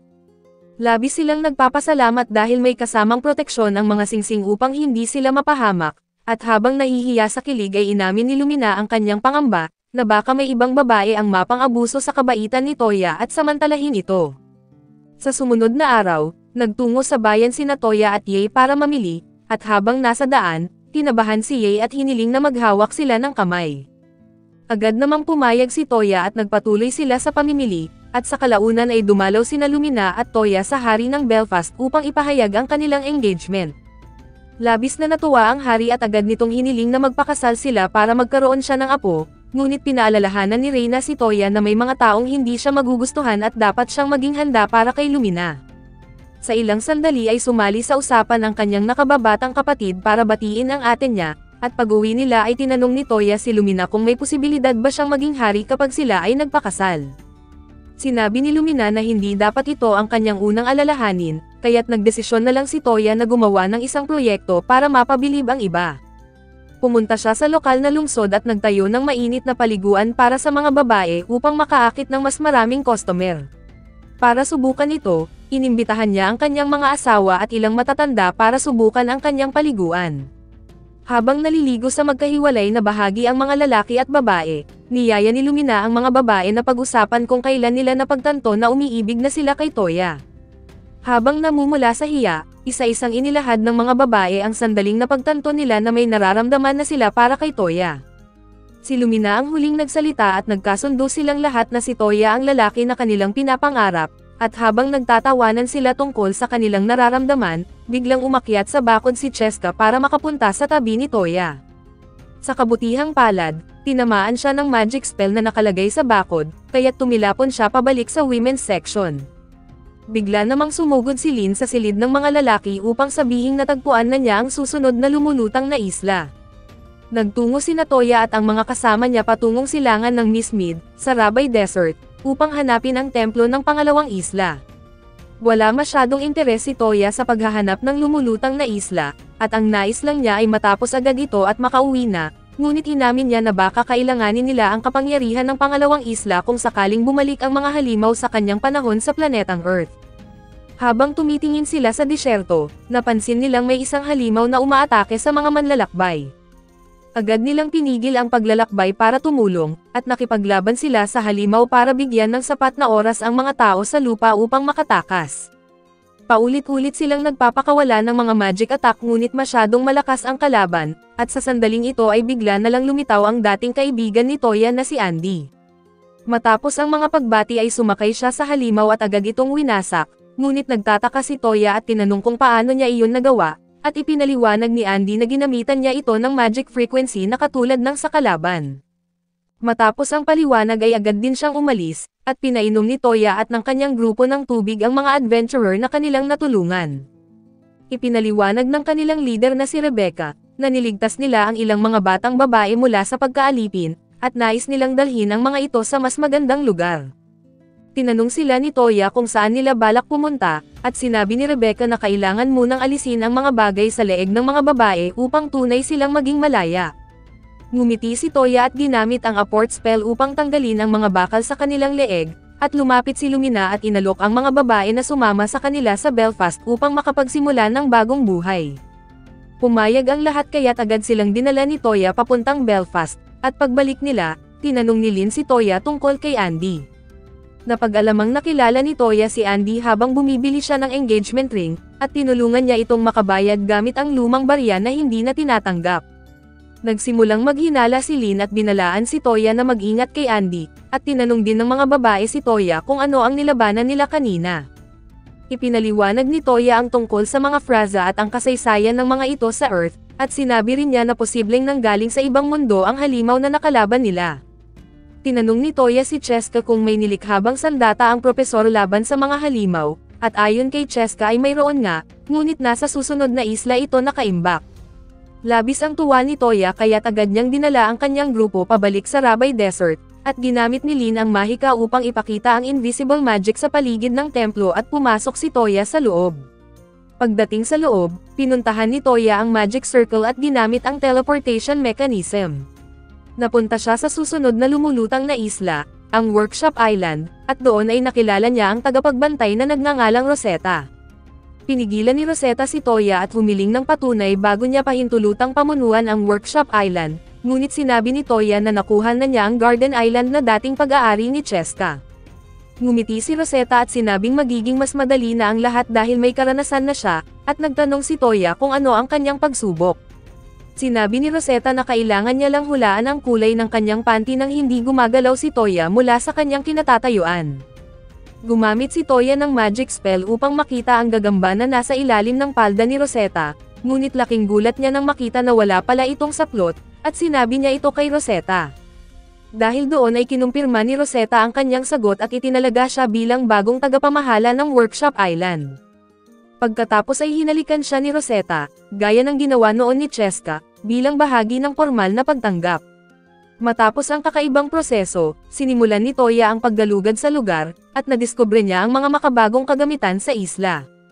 Ipinakita sa kanya ni Rosetta ang isang puting silid kung saan maaaring gumawa ng anumang bagay ang isang tao gamit lamang ang ilang pagpindot. Sinubukan ito ni Toya, sa pamamagitan ng pagkopya ng kanyang baril gamit ang bakal bilang materyales, at sa isang iglap, nagawa ito ni Rosetta gamit ang makabagong teknolohiya. Nagtanong si Toya kung kaya rin bang gumawa ng kagamitan na tinatawag na frame gears, ngunit sinabi ni Rosetta na hindi ito posible dahil wala siyang blueprint. Gamit ang gate spell, dinala ni Toya ang iba papapunta sa Workshop Island, at tinanong niya sina Cheska at Rosetta kung maaaring pagsamahin ang dalawang isla. Pumayag ang dalawa at agad silang nagtungo sa Belfast, at pagbalik sa mansyon, sinabi ni Toya kina Rebecca na maaari silang manatili sa kanyang bahay habang naghahanap ng trabaho sa bayan. Nagpasalamat si Rebecca at ang kanyang kasama sa kabutihang loob ni Toya, at nang makalipas ang ilang linggo, binisita ni Toya sina Rebecca sa bago nilang pinagtatrabahuhan. Kakatapos lang niyang ipatayo ang kanyang library sa bayan, kaya't pinayagan niyang magtrabaho ang mga babae sa kanyang bagong negosyo. Malugod siyang sinalubong ng lahat at inalok ng inumin, habang naisip ni Toya na malaki ang posibilidad na magtagumpay ang kanyang negosyo sa bisikleta. Plano niyang gamitin ang workshop sa isla ni Rosetta, upang gumawa ng mga bisikleta at ibenta ito sa mas mataas na presyo. Kasabay nito ay lumapit ang dating alipin kay Toya, at nagreklamo na wala siyang kakayahan sa mahika kahit na ang kanyang lolo ay marunong gumamit ng magic. Pinayuhan siya ni Toya na huwag mawalan ng pag-asa, dahil darating din ang oras na lalabas ang kanyang kakayahan. Pagkatapos ng pagbisita sa library, nagtungo si Toya kasama si Lumina sa Adventurers Guild upang kumuha ng mga bagong misyon. Pagdating nila ay agad siyang nakilala ng tagapangasiwa, at humiling ng tulong na makakuha ng libro na tungkol sa Order of Rose mula sa kanyang library. Habang naglalakad pa uwi, ipinaliwanag ni Lumina ang lahat ng alam niya tungkol sa Order of Rose, at ikinwento ang tungkol sa manunulat nito na kaibigan din niya at prinsesa ng Refreeze Imperium na si Rain Rainy. Matapos marinig ang lahat tungkol rito, nagpa siya si Toya na unahin ang pagpuksa sa isang mabagsik na alimango bago hanapin ang libro. Nagtungo sina Toya at Lumina sa gubat at tinapos agad ang halimaw, at dinala nila ito sa Adventurers Guild at tinanggap ang kanilang gantimpala. Umangat ang ranggo ni Lumina at naging kapantay na niya si Toya, at tinanong ni Toya ang tagapangasiwa kung ano-anong libro ang gusto nila at ng mga kasamahan niyang basahin, at siya na raw ang bahala sa gastos. Sinulat ng babae ang higit 20 libro, kaya't agad na pumunta si Toya sa isang bookshop at ipinakita ang listahan, at kahit tumagal ng ilang oras ang paghahanap ay nahanap niya ang lahat ng libro. Habang papalabas na siya ng tindahan, narinig niya ang isang dalaga na nagwawala matapos malaman ang tungkol sa sikat na libro ng kababaihan. Nalaman ng dalaga na si Toya ang bumili ng huling kopya ng aklat kaya't nakiusap siyang ibenta ito sa kanya. Tumanggi si Toya na ibigay ito, kaya iminungkahi ng dalaga ang isang kasunduan, kung makahanap si Toya ng isa pang libro para sa kanya ay bibigyan niya ito ng autograph. Sa umpisa ay inakala ni Toya na isa lang siyang pangkaraniwang tao, pero nang kausapin niya ito ng masinsinan, nalaman niyang siya pala ang totoong prinsesa ng Refreeze Imperium na si Rain Rainy. Nabigla si Toya sa ipinakitang pag-uugali ng prinsesa at nabanggit niya si Lumina. Nang mapagtanto ni Rain na si Toya ang kasintahan ni Lumina ay nanahimik na lang siya, at nagtungo si Toya sa kanyang workshop, upang gumawa ng bagong kopya ng libro na may pamagat na Rose Mage. Pagkatapos ay ibinigay niya ito kay Rain, at masaya ang mga babae sa tulong ni Toya habang kinukuha ang kanilang mga libro at umalis. Sa mga sandaling iyon ay nilapitan ni Toya ang isang batang lalaki, na kanina pa nagrereklamo at tinanong kung ano ang gusto nito, at sinabi ng bata na gusto niyang lumakas upang maprotektahan niya ang mga mahalaga sa kanya. Habang nagsasalita, napatingin siya sa isang aliping babae na nagtatrabaho ngayon bilang tagapangasiwa. Napansin ni Toya ang tila koneksyon sa pagitan nila at naisip niyang siya ang nais protektahan ng bata, kaya't dinala niya ang bata sa palasyo at ipinagkatiwala ito sa pinuno ng mga kabalyero upang sanayin. Matapos ang magulong araw, sinamahan niya si Lina sa Silvermoon Hot Spring para makapagpahinga. Nagpasalamat ng labis ang may-ari ng hot springs sa tulong ni Toya, at pagkatapos niyang maligo, binilhan niya si Lina ng magandang damit. Nang isinuot ito ni Lina ay lumiwanag ang kanyang ganda, pero kinabahan ang magandang dalaga kaya agad siyang pinakilig ni Toya at pinuri sa kanyang itsura. Makalipas ang ilang araw ay inilabas ni Rain ang kanyang bagong serye, at binasa ito ni Toya at napansing kahawig ito ng kanyang mga karanasan, kaya't naiinis siya at nangako na kausapin si Rain sa susunod nilang pagkikita. Sa sumunod na araw ay naabutan ni Toya si Els na nagbabasa, at pinayuhan niya itong magpahinga paminsan-minsan at huwag sobrahan ang pagbabasa. Nagpasalamat si Els at ibinigay sa kanya ang listahan ng mga librong kailangan ng aklatan. Pumunta si Toya sa imperyo upang bilhin ang mga ito, ngunit pagdating niya roon ay natagpuan niya na wasak ang buong lugar. Agad siyang tumakbo papunta sa palasyo, at sa kanyang paglalakbay, nakita niyang inaatake ng hukbo ang isang lokal na pulis. Niligtas niya ito at nalaman niya na posibleng may masamang binabalak ang general ng hukbo, kaya't agad siyang nagtungo sa palasyo at narinig ang sigaw ng isang babae. Sinundan niya ito at niligtas ang anak ng emperador mula sa tiyak na kapahamakan, ngunit nabighani agad si Prinsesa Lucia sa kagwapuhan ni Toya. Sa ilang sandali ay dumating si Carol, ang bantay ng prinsesa, at nagpasalamat sa kanya. Ipinaliwanag ni Toya na ginamit niya ang kanyang mahika para makarating sa imperyo upang mamili para sa kanyang tindahan. Nang marinig ito, nakiusap si Carol na dalhin sila sa silid ng emperador upang silipin ang kalagayan nito. Pagdating nila doon ay naabutan nila ang general na si Baswar na nakatayo sa tabi ng walang malay na emperador. Nagpakilala si Toya at humingi ng paliwanag, at sinabi ng general na may malubhang sakit ang emperador at hindi na kayang pamunuan ang kaharian.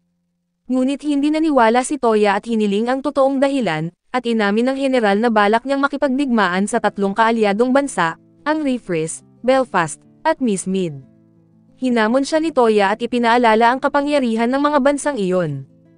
Ngunit hindi natakot si Baswar, at gumamit siya ng mahika upang tawagin ang mga demonyo na kanyang pinaghandaan sa loob ng 20 taon, at ito ang pinagmulan ng kanyang kapangyarihan. Nakasuot siya ng 2 bracer, ang isa ay para sa pagtaboy ng mahika, at ang isa ay para sa pisikal na depensa. Maging ang mga halimaw ay kayang kanselahin ang mga mahika, kaya't nagpa siya na umatras si Toya at agad na nag-teleport kasama ang emperador pabalik sa kanyang mansyon sa Belfast. Doon ay ikinwento niya sa kanyang mga kasintahan ang nangyari sa imperyo, at lahat sila ay nag-alala kung paano nila haharapin ang napakalakas na kalaban. Ngunit pinawi ni Toya ang kanilang pag-aalala, dahil may plano na siya para pabagsakin ang bagong emperador. Matapos ang maikling pagpupulong, ipinakilala ni Toya si Lucia sa kanyang mga kasintahan. Nang ipakilala ni Lumina ang kanyang sarili bilang isa sa mga asawa ni Toya ay napakunot noo si Lucia, ngunit napansin ni Lumina ang kanyang reaksyon at hinamon niya si Lucia nang wala si Toya. Sa kabila nito ay humiling si Toya ng pagpupulong sa hari ng Belfast upang ipaliwanag ang sitwasyon sa imperyo. Bago pa man sila magsimula ng seryosong usapan, nagbiro ang hari na balak niyang gawing tagapagmana si Toya. Ngunit dahil sa takot, halos maihi si Toya dahil hindi niya kailanman gustong maging hari, at matapos marinig ng hari ang plano ni Toya para talunin si Baswar, pinayagan niya itong isakatuparan ang kanyang mga plano. Matapos ang pag-uusap ay dumiretso si Toya sa Workshop Island para kausapin si Rosetta tungkol sa mga sandatang ginamit ni Baswar. Ayon kay Rosetta, may mga artepaktong tulad nito sa pagawaan, pero posibleng nawala na sa paglipas ng panahon. Pagbalik niya sa mansyon, nagising ang emperador at lahat ay nagtipon upang pag-usapan kung paano pabagsakin si Baswar. Habang nag-uusap, lumapit si Lucia kay Toya at humiling ng tulong upang hanapin ang kanyang nawawalang kapatid gamit ang mahika. Gumamit si Toya ng magic spell upang makakuha ng larawan sa kanyang kapatid, at sa tulong ng kanyang smartphone ay natuntun niya ito. Para sa kanilang misyon, sinabi ni Toya sa emperador na siya at ang kanyang mga kasintahan na ang bahala kay Baswar. Kinabukasan, Tinawag ni Toya ang kanyang mga magic beast at nagtungo sa imperyo upang simulan ang labanan, at habang pinupuksa ng mga babae ang mga bantay, hinarap naman ni Toya ang halimaw ni Baswar. Gamit ang gravity magic, isang spell na nagpapabigat sa isang bagay, pinatigil niya ang galaw ng halimaw. Pagkatapos ay hinarap niya si Baswar, at ibinilanggo ito sa isang tempered glass na may nabubulok na slime. Sa mga sandaling ito ay nawalan ng malay si Baswar sa loob, na isang nakakatawang paraan ng pagkatalo. Matapos ang walang kwentang labanan ay nagbalik ang imperyo sa dating kaayusan, at formal na nagbigay ng pahayag sa mga mamamayan. Muling binati ng emperador ang kanyang pamilya, at si Toya ay muling nagbalik sa piling ng kanyang mga kasintahan. Sumama na rin si Lucia sa kanila at napagtanto kung gaano kasaya ang mapabilang sa mga asawa ni Toya. Nang lumipas ang ilang araw, inimbitahan ng emperador si Toya para sa isang pananghalian bilang pasasalamat, at bilang gantimpala ay ipinangako niya na ipagkakaloob si Lucia bilang asawa ni Toya. Napakunot noo si Toya, iniisip na masyado pang bata ito, pero inunahan siya ni Lumina at tinanggap ang kanyang alok sa ngalan niya, kaya't napilitan si Toya na tanggapin ang kanyang bagong asawa. Hindi mo mapagkakaila na nakakahawa ang karisma ni Toya, kaya't nadagdagan na naman ang asawa niya. Tuwang-tuwa ang iba pang babae sa bagong kasamahan, samantalang si Toya ay medyo nahihirapan na sa dami ng babae sa kanyang buhay. Pagkatapos ng lahat ay kinausap siya tungkol sa lupang ibibigay sa kanya ng emperador, dahil plano siyang gawing tagapamahala ng bagong kaharian na ipapangalan sa kanya. Sa ganitong paraan, magkakaroon si Toya ng katayuan at magiging karapat-dapat siyang pakasalan ni Lumina at ang iba pa. Tinanggap ni Toya ang alok na maging isang emperador at bumalik sa kanyang mansyon, habang nagdiwang ng masaya ang lahat ng mga kababaihan sa bagong tagumpay ng kanilang asawa. Tinanong nila kung ano ang balak niyang pangalanan sa kanyang bagong kaharian, at pinangalanan ni Toya ito bilang Brunhilda at nagustuhan ito ng mga babae. Naisip ni Toya kung magandang ideya ba na ilipat ang buong mansyon papunta sa bagong kaharian, ngunit sinabi ng mga babae na hayaan na lamang manatili ang mansyon sa Belfast bilang kanilang himpilan sa mga misyon. Habang nag-uusap sila, dumating si Lucia na suot ang bagong damit at sumali sa pulong ng pamilya. Ipinahayag niya na magtayo ng bagong kastilyo sa lupain, upang maging tunay na pinuno si Toya. Sa susunod na eksena, pumunta sila sa Workshop Island at nakipagtulungan kay Rosetta para itayo ang kastilyo. Ibinahagi ni Rosetta ang lahat ng materyales na kakailanganin, at habang tumatagal ay humaba ang listahan at napagod si Toya. Naalala nila ang isang abandonadong kastilyo sa isang wasak na kaharian kaya't kinuha nila ang mga materyales doon. Sa loob ng ilang araw, naitayo ni Toya ang kastilyo gamit ang mga materyales at kaunting construction magic. Sa unang pagkakataon, dito na nanirahan si Toya kasama ang kanyang mga asawa, at sumama rin si Lin at naging komportable sa bagong lugar. Hindi nagtagal, dumating ang mga alipin at inayos ang kanilang mga gamit sa loob ng kastilyo. Tiniyak ni Toya na mayroong portal sa pagitan ng kastilyo at ng kanyang mansyon sa Belfast para mas madali ang kanilang paglalakbay. Sinubukan nila ni Rennie ang portal, at pagdating sa mansyon, nalaman ni Toya na siya ay inimbitahan sa palasyo ng hari. Dumating siya sa palasyo at nakilala si Rick Riffris, ang pinuno sa kaharian ng Riffris. Kumalat na ang balita tungkol sa bagong kaharian ni Toya sa buong Riffris, at nais ni Rick na makita ang kastilyo kasama ang hari ng Belfast. Dinala sila ni Toya sa kanyang kastilyo at pinayagang mamasyal, habang iniisip ni Toya kung anong indoor sport ang magandang idagdag, ngunit nag-aalala siya na baka sirain ito ng kanyang mga asawa. Gayunpaman, ginawa niya ang iba't ibang pasilidad para makapagpahinga sila, at dumating si Tsubaki at nagtanong kung maaari siyang maglingkod sa pamumuno ni Toya. Tinanong ni Toya ang tungkol sa mga takadan at ipinaliwanag ni Tsubaki na naghiwalay na sila, dahil napabayaan umano ng bagong pinuno ang mga tao kaya inagaw ng mga makapangyarihang bansa ang kanilang mga lupa. Dahil wala na silang lupain, nais ni Tsubaki na dalhin ang natitirang mga tao sa bagong kastilyo ni Toya. Naisip ni Toya na maaaring mapasama si Tsubaki sa kanyang mga asawa kaya't pumayag siya at tinanggap silang lahat. Sa kabila nito, nahihirapan si Lucia sa bagong buhay bilang asawa ni Toya, at ibinahagi niya ang kanyang mga alalahanin sa mga babae ngunit sinabihan siyang masasanay din siya. Sa ilang sandali ay nagdala siya ng pagkain para kay Toya at nagkita sila sa bayan, at nilamon ni Toya ang lahat ng pagkain ng buong gana. Sa sumunod na araw, inimbitahan ni Toya ang mga maharlika mula sa ibang kaharian para magsaya sa kanyang bagong kastilyo. Masaya silang nagkainan, at pagsapit ng gabi, dinala ni Toya ang lahat sa labas para manood ng mga paputok. Namangha at humanga ang mga maharlika sa kaalaman ni Toya tungkol dito, habang lumapit siya kay Lucia at iniabot ang isang bagay para sa isang kasal. Lumitaw ang ngiti sa mukha ni Lucia nang isuot ni Toya ang singsing sa kanyang daliri at hinawakan ang kanyang kamay. Sa sumunod na araw, sama-samang naglakbay sina Toya at ang kanyang mga kasamahan upang hanapin ang susunod na pinaniniwalaang piitan. Pagdating nila sa lugar, natagpuan nila ang isang kakaibang estruktura na may butas sa itaas.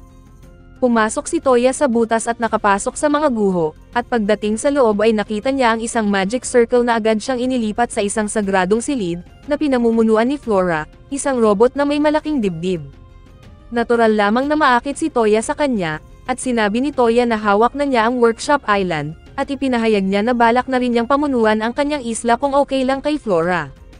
Dahil sa narinig ay masaya si Flora sa mga balitang iyon, ngunit sinabi ni Flora na kailangan niya munang tiyakin kung karapat-dapat si Toya. Hinawakan niya ang kamay ni Toya at inilapat ito sa kanyang dibdib, saka siya hinalikan bilang bahagi ng proseso ng pagpaparehistro, at sa pamamagitan nito ay opisyal na nailipat kay Toya ang pamumuno sa Alchemy Ward. Nang magsimulang galugarin ni Toya ang buong lugar, ipinaliwanag ni Flora na ang mga estruktura ay gumagamit ng mahika, na pinagsama sa mga pisikal na materyales upang lumikha ng mga kakaibang nilalang. Ipinakita rin niya ang ilang kagamitan at likido na ginagamit rito, at nang makontento na si Toya sa kanyang nakita, dinala niya ang kanyang mga kasamang sina Lina at Els sa kanyang pasilidad. Nabigla sila sa laki ng mga dibdib ni Flora at napagtanto nila kung gaano kaliliit ang sa kanila. Ipinagmalaki pa ni Flora na hinalikan siya at hinawakan ni Toya ang kanyang mga pakuan bago sila dumating, kaya't nagselos ang dalawang babae at pinagalitan si Toya. Matapos masakop ni Toya ang mga pakuan ni Flora ay bumalik siya sa kanyang kaharian at nagsimulang pag-aralan ang isang bagong spell na tinatawag na Fly, na nagpapalutang at nagpapalipad sa gumagamit nito sa himpapawid. Sa loob lamang ng ilang segundo ay nakuha agad ni Toya ang tamang paggamit nito, at mas napaunlad pa ng kanyang sariling bersyon. Pagkatapos ng ensayo ay ginamit ni Toya ang levitation spell kay Lina, at magkasama silang umakyat sa pinakamataas na palapag ng kanyang kastilyo. Habang lumilipad, nakita siya ng mga tao na kanyang inampon at masigla siyang sinalubong, at sa mga sandaling iyon ay nakatanggap siya ng tawag mula sa tagapaglikha. Sa kabilang linya ay kinausap siya ng reyna ng pag-ibig na bumati sa kanya para sa bagong antas at katayuan. Pagkatapos ng tawag, dinalaw ni Toya ang mga magulang ni Ye upang ipaalam sa kanila ang kanilang nalalapit na kasal, ngunit laking gulat niya nang agad na pumayag ang ama ni Ye na pakasalan siya ng kanyang anak. Sunod niyang dinalaw ang pamilya ni Lina at Els na sumuporta rin sa kanilang kasal, at matapos ang pagpupulong, kinausap ni Toya ang isa sa mga kabataan sa bahay at nagtanong ito kung kaya niyang talunin ang isang Thunder Bear. Nang magsimulang magtaka si Toya, ipinaliwanag ng tiyahin ni Els na may mga Thunder Bear na nanggugulo at nananakot sa mga naninirahan sa paligid. Dahil doon ay nagtungo si Toya sa kagubatan at pinuksa ang lahat ng mga Thunder Bear na kanyang nakita, at pagkatapos ng laban ay pumunta siya sa silid-aklatan at muling nakita si Andy. Kinausap niya ito at nagtanong tungkol sa mga phrase, at ipinaliwanag ni Andy na ang mga phrase ay mga nilalang na nagmula sa ibang mundo, na ipinadala upang hanapin ang King's Core. Ito ay isang bagay na may ibinubugang tunog na humihila sa kanila, ngunit natatabunan ng tibok ng puso ng tao ang tunog na iyon, kaya't kailangan nilang pumatay upang patahimikin ito.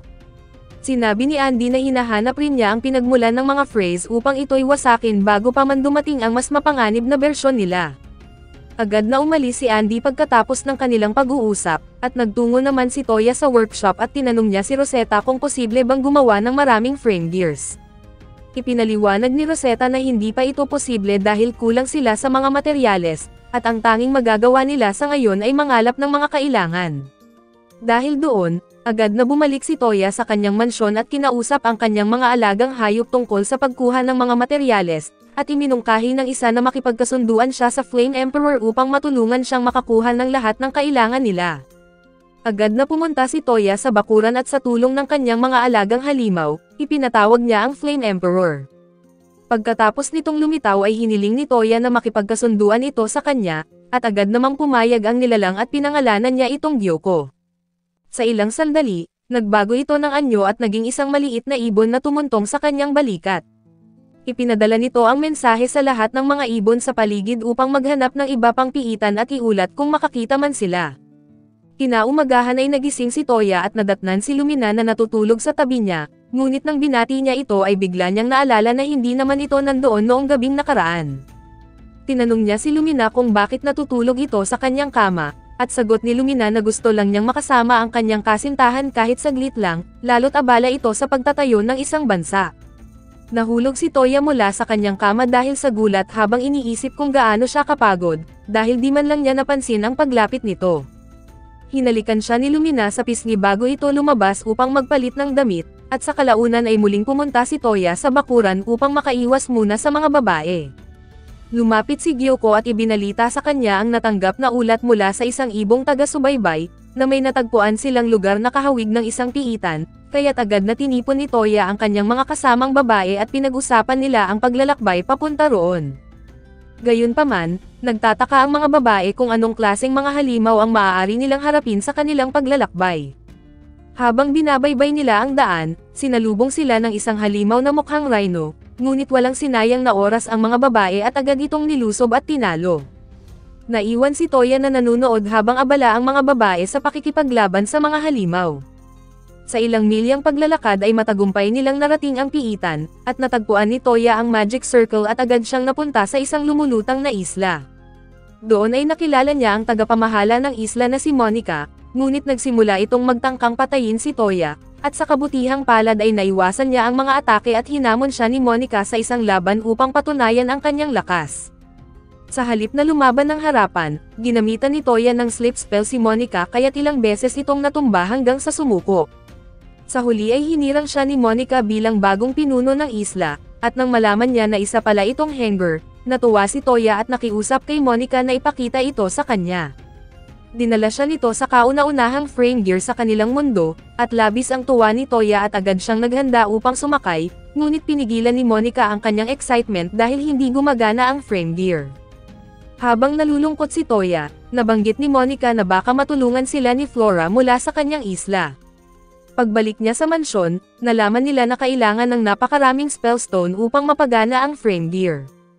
Dahil doon ay ginamit ni Toya ang kanyang smartphone upang hanapin ang mga batong ito at agad nagsimulang magmina.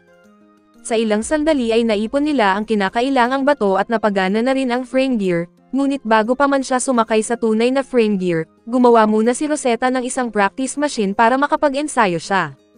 Nagpasalamat si Toya sa kanyang kabutihang loob at sinubukan niya ang kanyang ginawa, at sa loob lamang ng ilang minuto ay natutunan na niya kung paano gamitin ito, at kahit sa practice pa lang ay handa na siyang lumaban sa isa pang gear.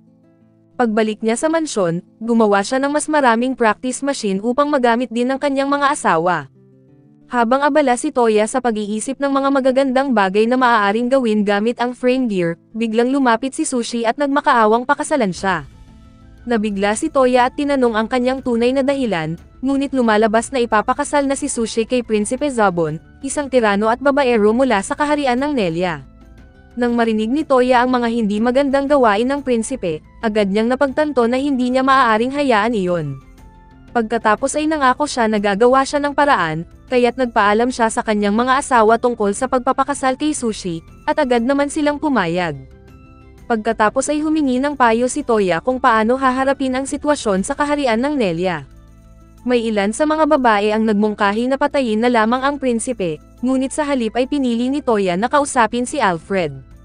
Ibinunyag ni Alfred na si Zabon ay anak ng punong ministro, kaya't nakakalusot ito sa kanyang mga krimen.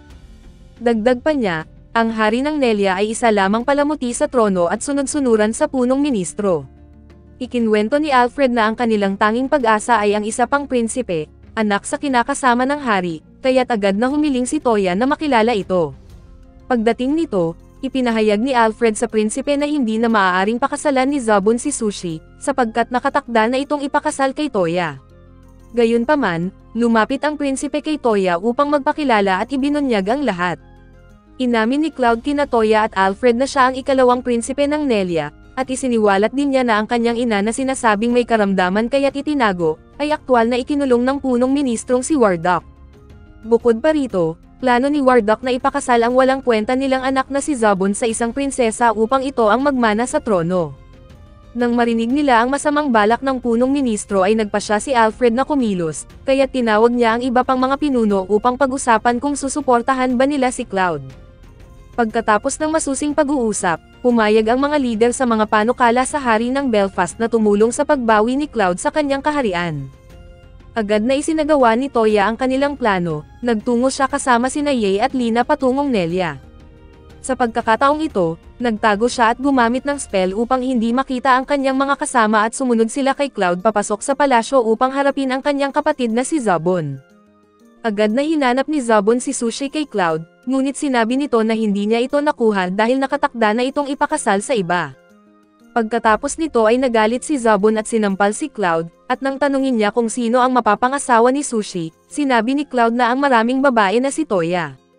Ipinag-utos ni Zobon na ikalat ang masasamang chismis tungkol kina Toya at Brunhilda upang mawasak ang tiwala ni Sushi sa kanila. Sa puntong ito ay nagalit na ang mga kasama ni Toya at handa nang umatake, ngunit dumating ang ina ni Zobon at pinagsabihan siya. Matapos ang insidente ay dinala ni Toya si Cloud sa isang lihim na silid upang pagalingin, at pagkatapos ay nagtungo siya sa lugar kung saan naroon ang alipin ni Zobon, at tinanggal niya ang bagay na nakalagay sa leeg ng alipin. Sa hindi inaasahan, mabilis itong napansin ni Zobon at hinanap ang kanyang alipin, kaya't nilapitan niya si Cloud at tinanong kung nakita niya ito, ngunit itinanggi ni Cloud. Ang hindi alam ni Zobon, nakatago pala ang alipin sa likuran ni Cloud kasama ni Toya at ng mga babae. Nang hindi niya ito matagpuan ay tinanong niya ang punong ministro, ngunit agad itong nag-utos na patayin ang alipin sa pamamagitan ng bagay sa kanyang leeg kung ito ay nakatakas. Sinubukang gawin ni Zobon ang kanyang utos, ngunit ligtas na itong natanggal ni Toya kaya't hindi namatay ang babae.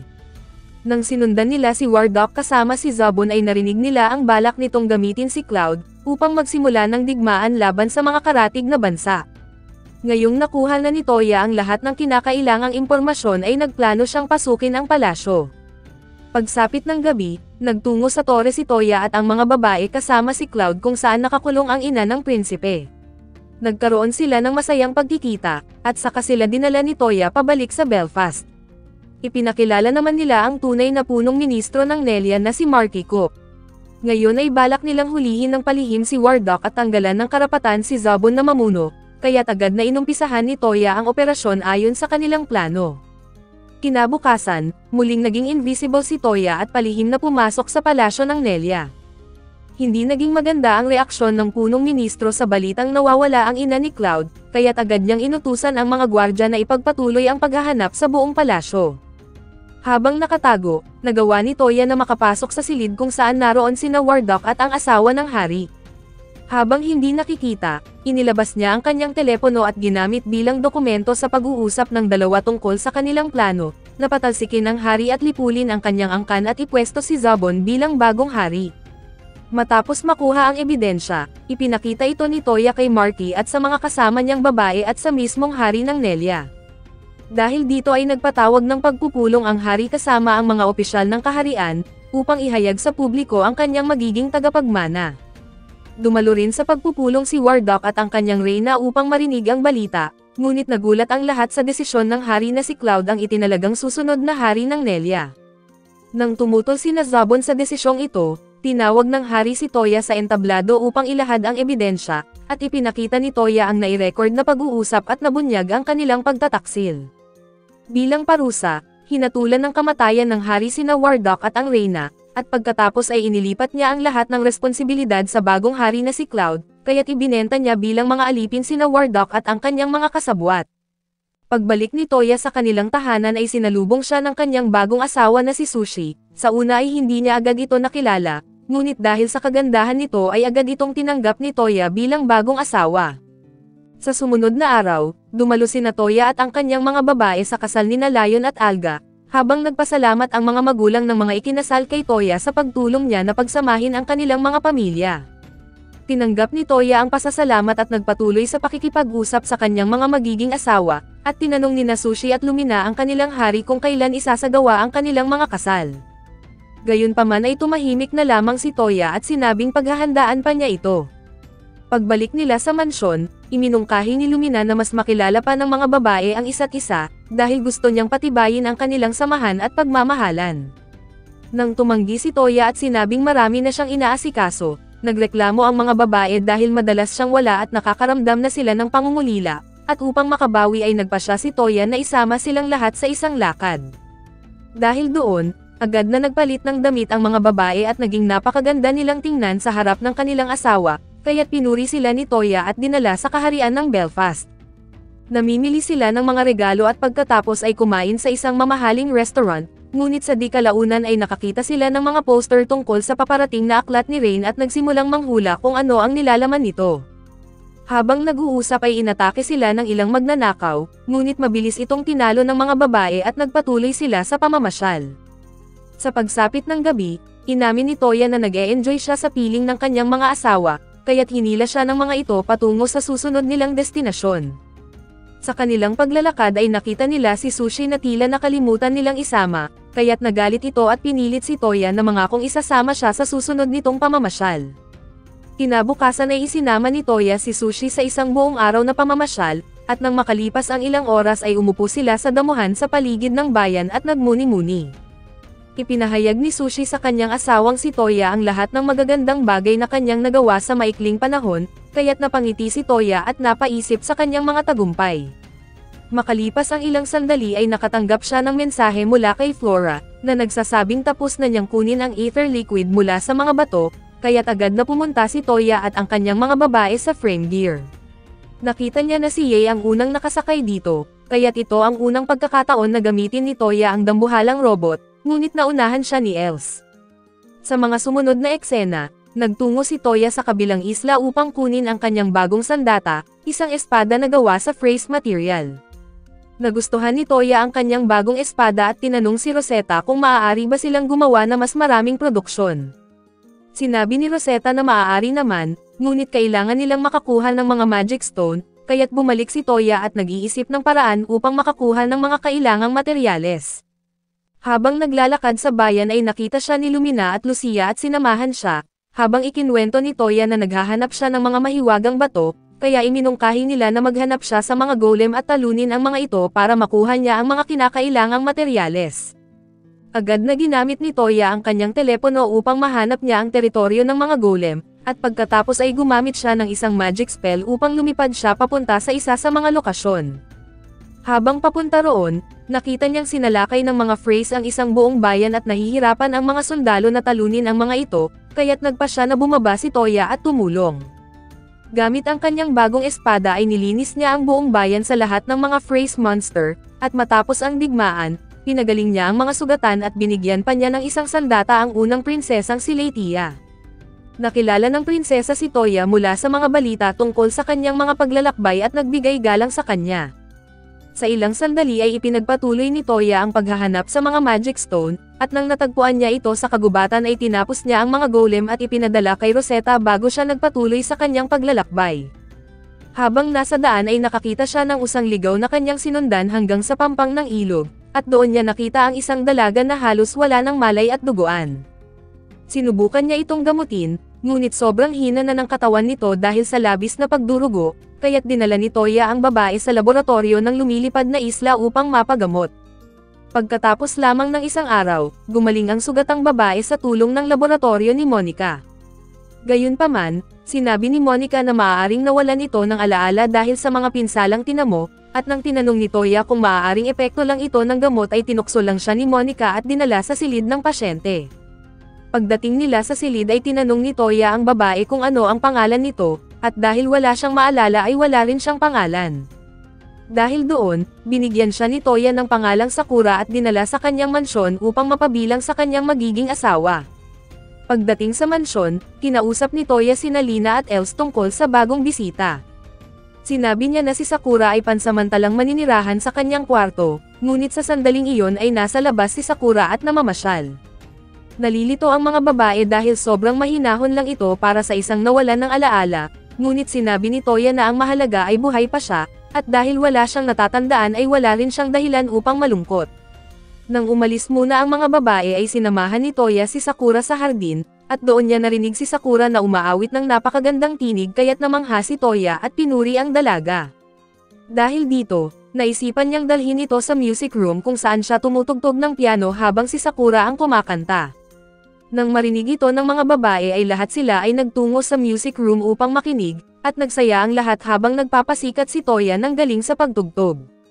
Pagkatapos ng pagtatanghal, nagtungo si Toya sa Adventurers Guild para kumuha ng bagong misyon, ngunit sinabi ng tagapangasiwa na kailangan nilang talunin ang isang napakalakas na halimaw na tinatawag na Medusa.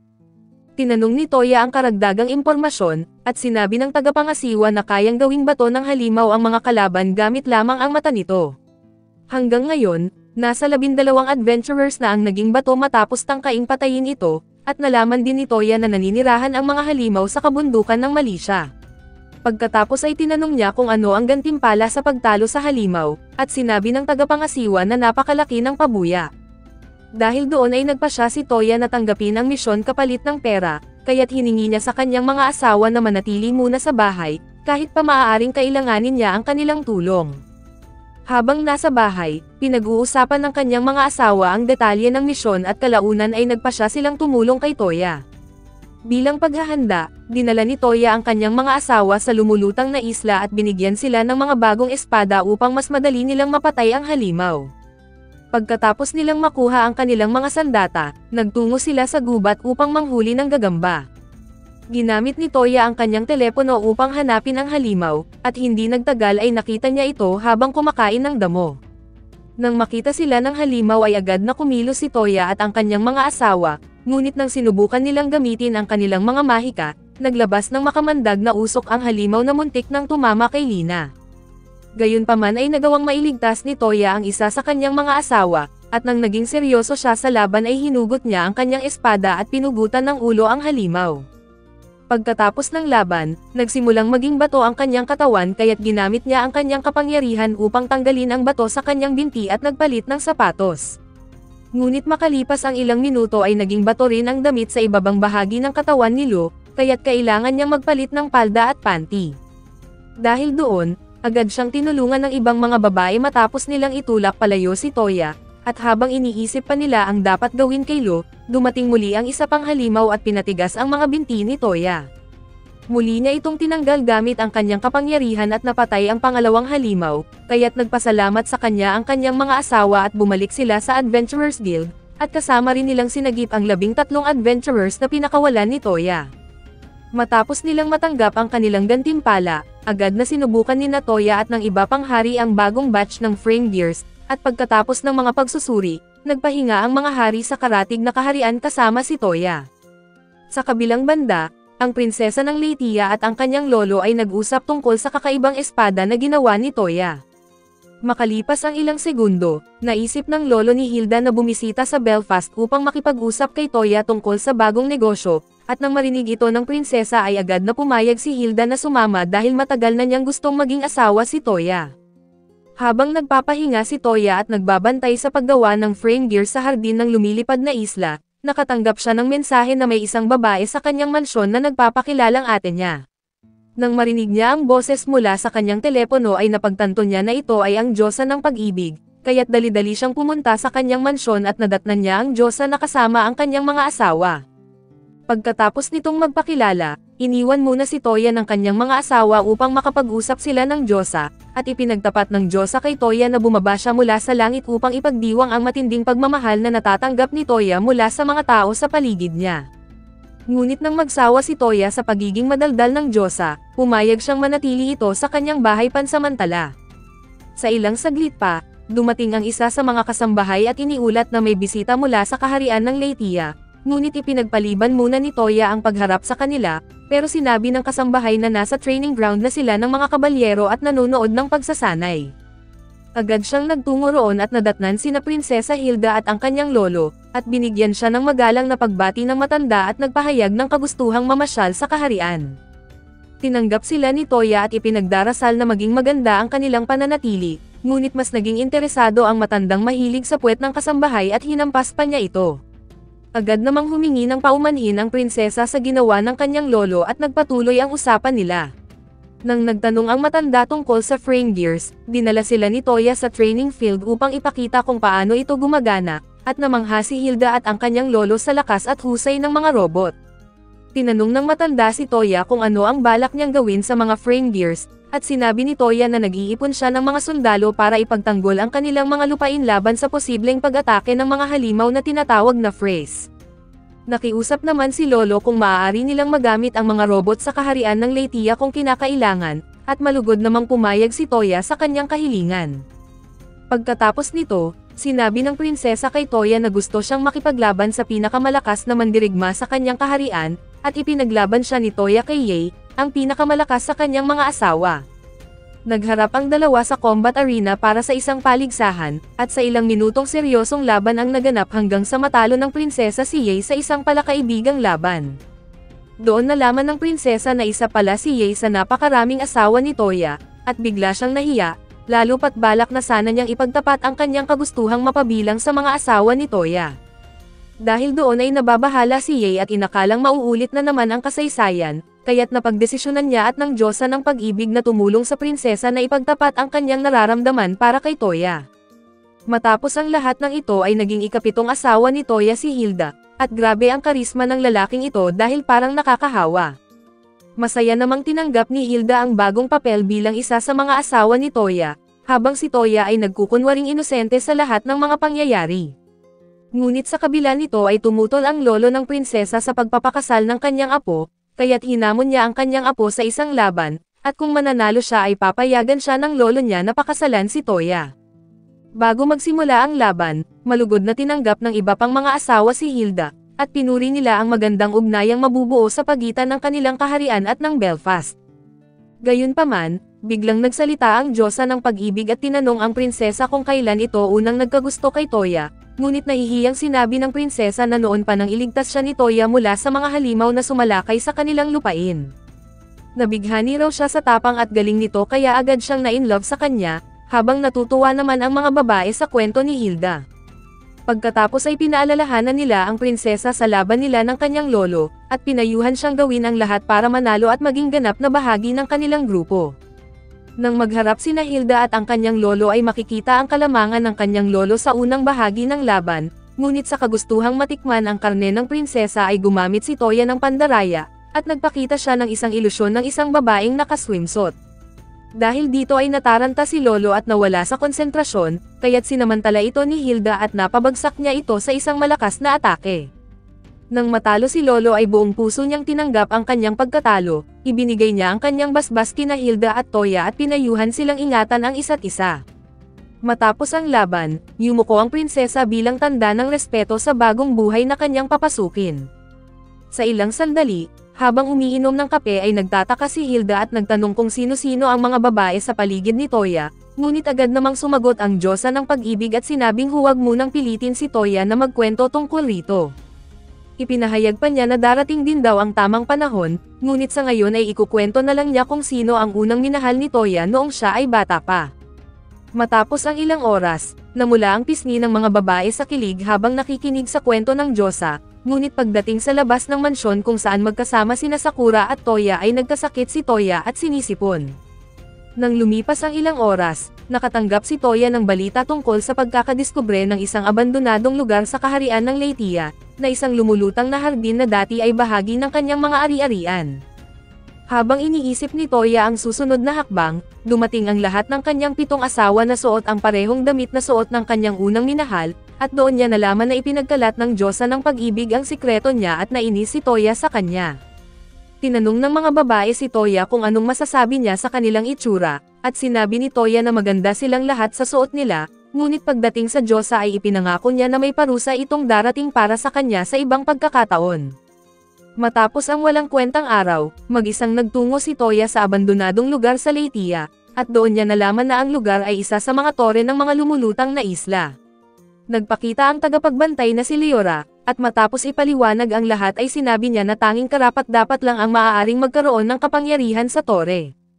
Ngunit dahil nakita nito na taglay ni Toya ang lahat ng uri ng kakayahan ay agad niya itong pinagkatiwalaan na pamunuan ang tore, at dinala niya ito sa tagapangasiwa ng tore, isang babae na mahimbing na natutulog sa tabi ng mga palumpong. Pagkatapos ay pinakiusapan ni Toya si Leora na gisingin si Pamela, subalit ayaw pa ring magising, kaya naman humingi si Leora ng mainit na tosino at ibinigay ito kay Pamela. Sa amoy ng pagkain ay nagising si Pamela, at agad itong kumain at humiling pa ng mas maraming pagkain at matutuluyan bago siya tuluyang maglingkod kay Toya. Dahil doon ay sumang-ayon si Toya, kaya tinapos ni Pamela ang proseso ng pagpaparehistro sa pamamagitan ng paghalik sa kanyang Panginoon. Matapos ang lahat ng ito, humiling pa siya ng pagkain at ibinigay naman ito ni Toya, ngunit iniwan niya si Toya kay Leora na siya ring humalik sa kanya upang makumpleto ang pagpaparehistro, at nang matapos ang proseso ay ipinasali ni Leora kay Toya ang pagmamay-ari ng tore. Matapos ang lahat ay ipinakita ni Leora at Pamela ang reactor ng tore na kayang gawing enerhiya ang hangin at tubig, ngunit sa ilang sandali ay nakatulog si Pamela, kaya't si Leora na lang ang nagtuloy ng pagpapaliwanag.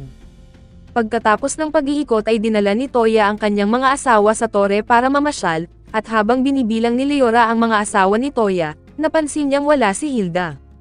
Bigla namang humiling ng gate ang alaga ni Toya upang maghatid ng mahalagang balita tungkol sa panganganak ng reyna ng kahariang Belfast, kaya't agad nagbukas ng gate si Toya papuntang palasyo at nadatnan ang hari na masayang makita ang kanyang bagong silang na anak na lalaki.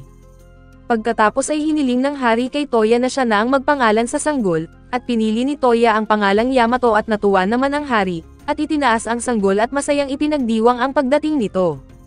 Nang umiyak ang bata ay agad itong ibinalik ng hari sa kanyang ina, at sa paglubog ng araw ay nagkaroon ng bakasyon ang mga babae. Nagsama-sama sila sa bathhouse para magpahinga at pag-usapan ang nalalapit na pagdiriwang para sa bagong prinsipe, at habang nag-uusap, napaisip sila kung ano kaya ang magiging itsura ng kanilang magiging mga anak balang araw. Sa labas ng bathhouse, binalaan si Toya ng kanyang mga tagapangasiwa tungkol sa kanyang kapalaran, dahil nakalaan daw siyang magkaroon ng 9 na asawa. Dahil doon ay nataranta si Toya, lalo't nahihirapan na siyang pagsabayin ang kasiyahan ng 7 niyang asawa, at maging ang kanyang mga tagapaglingkod ay nagpapahiwatig na gusto rin siyang mapangasawa. Sa ilang sandali ay muling nagtipon ang mga babae sa harap niya, at tinanong siya sa kung ano ang pinag-uusapan nila ng kanyang mga lingkod. Sinubukang pigilan ni Toya si Leora na magsalita tungkol sa 9 na asawa, pero nabunyag pa rin ang lahat, kaya't nagulat ang mga babae at sinabi ni Lina na bumalik na sila sa mansyon upang pag-usapan kung paano siya paparusahan. Pagdating sa mansyon, nag-usap ang mga babae at napagdesisyonan na patawarin si Toya, at bilang kapalit sa pagtago niya ng katotohanan, pinilit nila si Toya na bigyan silang lahat ng anak bilang parusa. Nagulat si Toya at sinabi na unahin na muna ang paghahanda para sa seremonya ng pagbibigay ng pangalan sa prinsipe, at pagkatapos nito ay bibigyan na niya ng anak ang bawat isa sa kanyang mga asawa. Agad na sumang-ayon ang mga babae at ipinagpatuloy ang paghahanda, at pagsapit ng gabi, magkasamang nanunood sina Toya at ng iba pa sa mga paputok at naglingkod ng pagkain sa mga mamamayan bilang pagdiriwang sa kapanganakan ng prinsipe. Lubos na naging mapagpasalamat si Toya at sinimulan niyang halikan ang mga babae, at masaya itong tinanggap ni Lina, Sushi, Lu at iba pa, pero si Hilda ay nawalan ng malay dahil sa sobrang kilig. Sina Ye at Els naman ay sabay na hinalikan si Toya dahil sa sobrang hiya, at pagkatapos niyang halikan ang lahat ng kanyang mga asawa, napanood nila ang huling paputok at masayang tinapos ang gabi. Sa ilang sandali, nakita nila si Leora na may hawak na bolang kristal na kayang makita ang hinaharap, at hiniling nila na silipin kung ano ang magiging kinabukasan ng kanilang minamahal na Panginoon. At dito na muna nagtatapos ang ating anime recap. Kung nag-enjoy ka ay huwag kalimutang mag-like, mag-subscribe at i-hit ang notification bell para lagi kang updated. Maraming salamat at kita-kits sa susunod na anime adventure.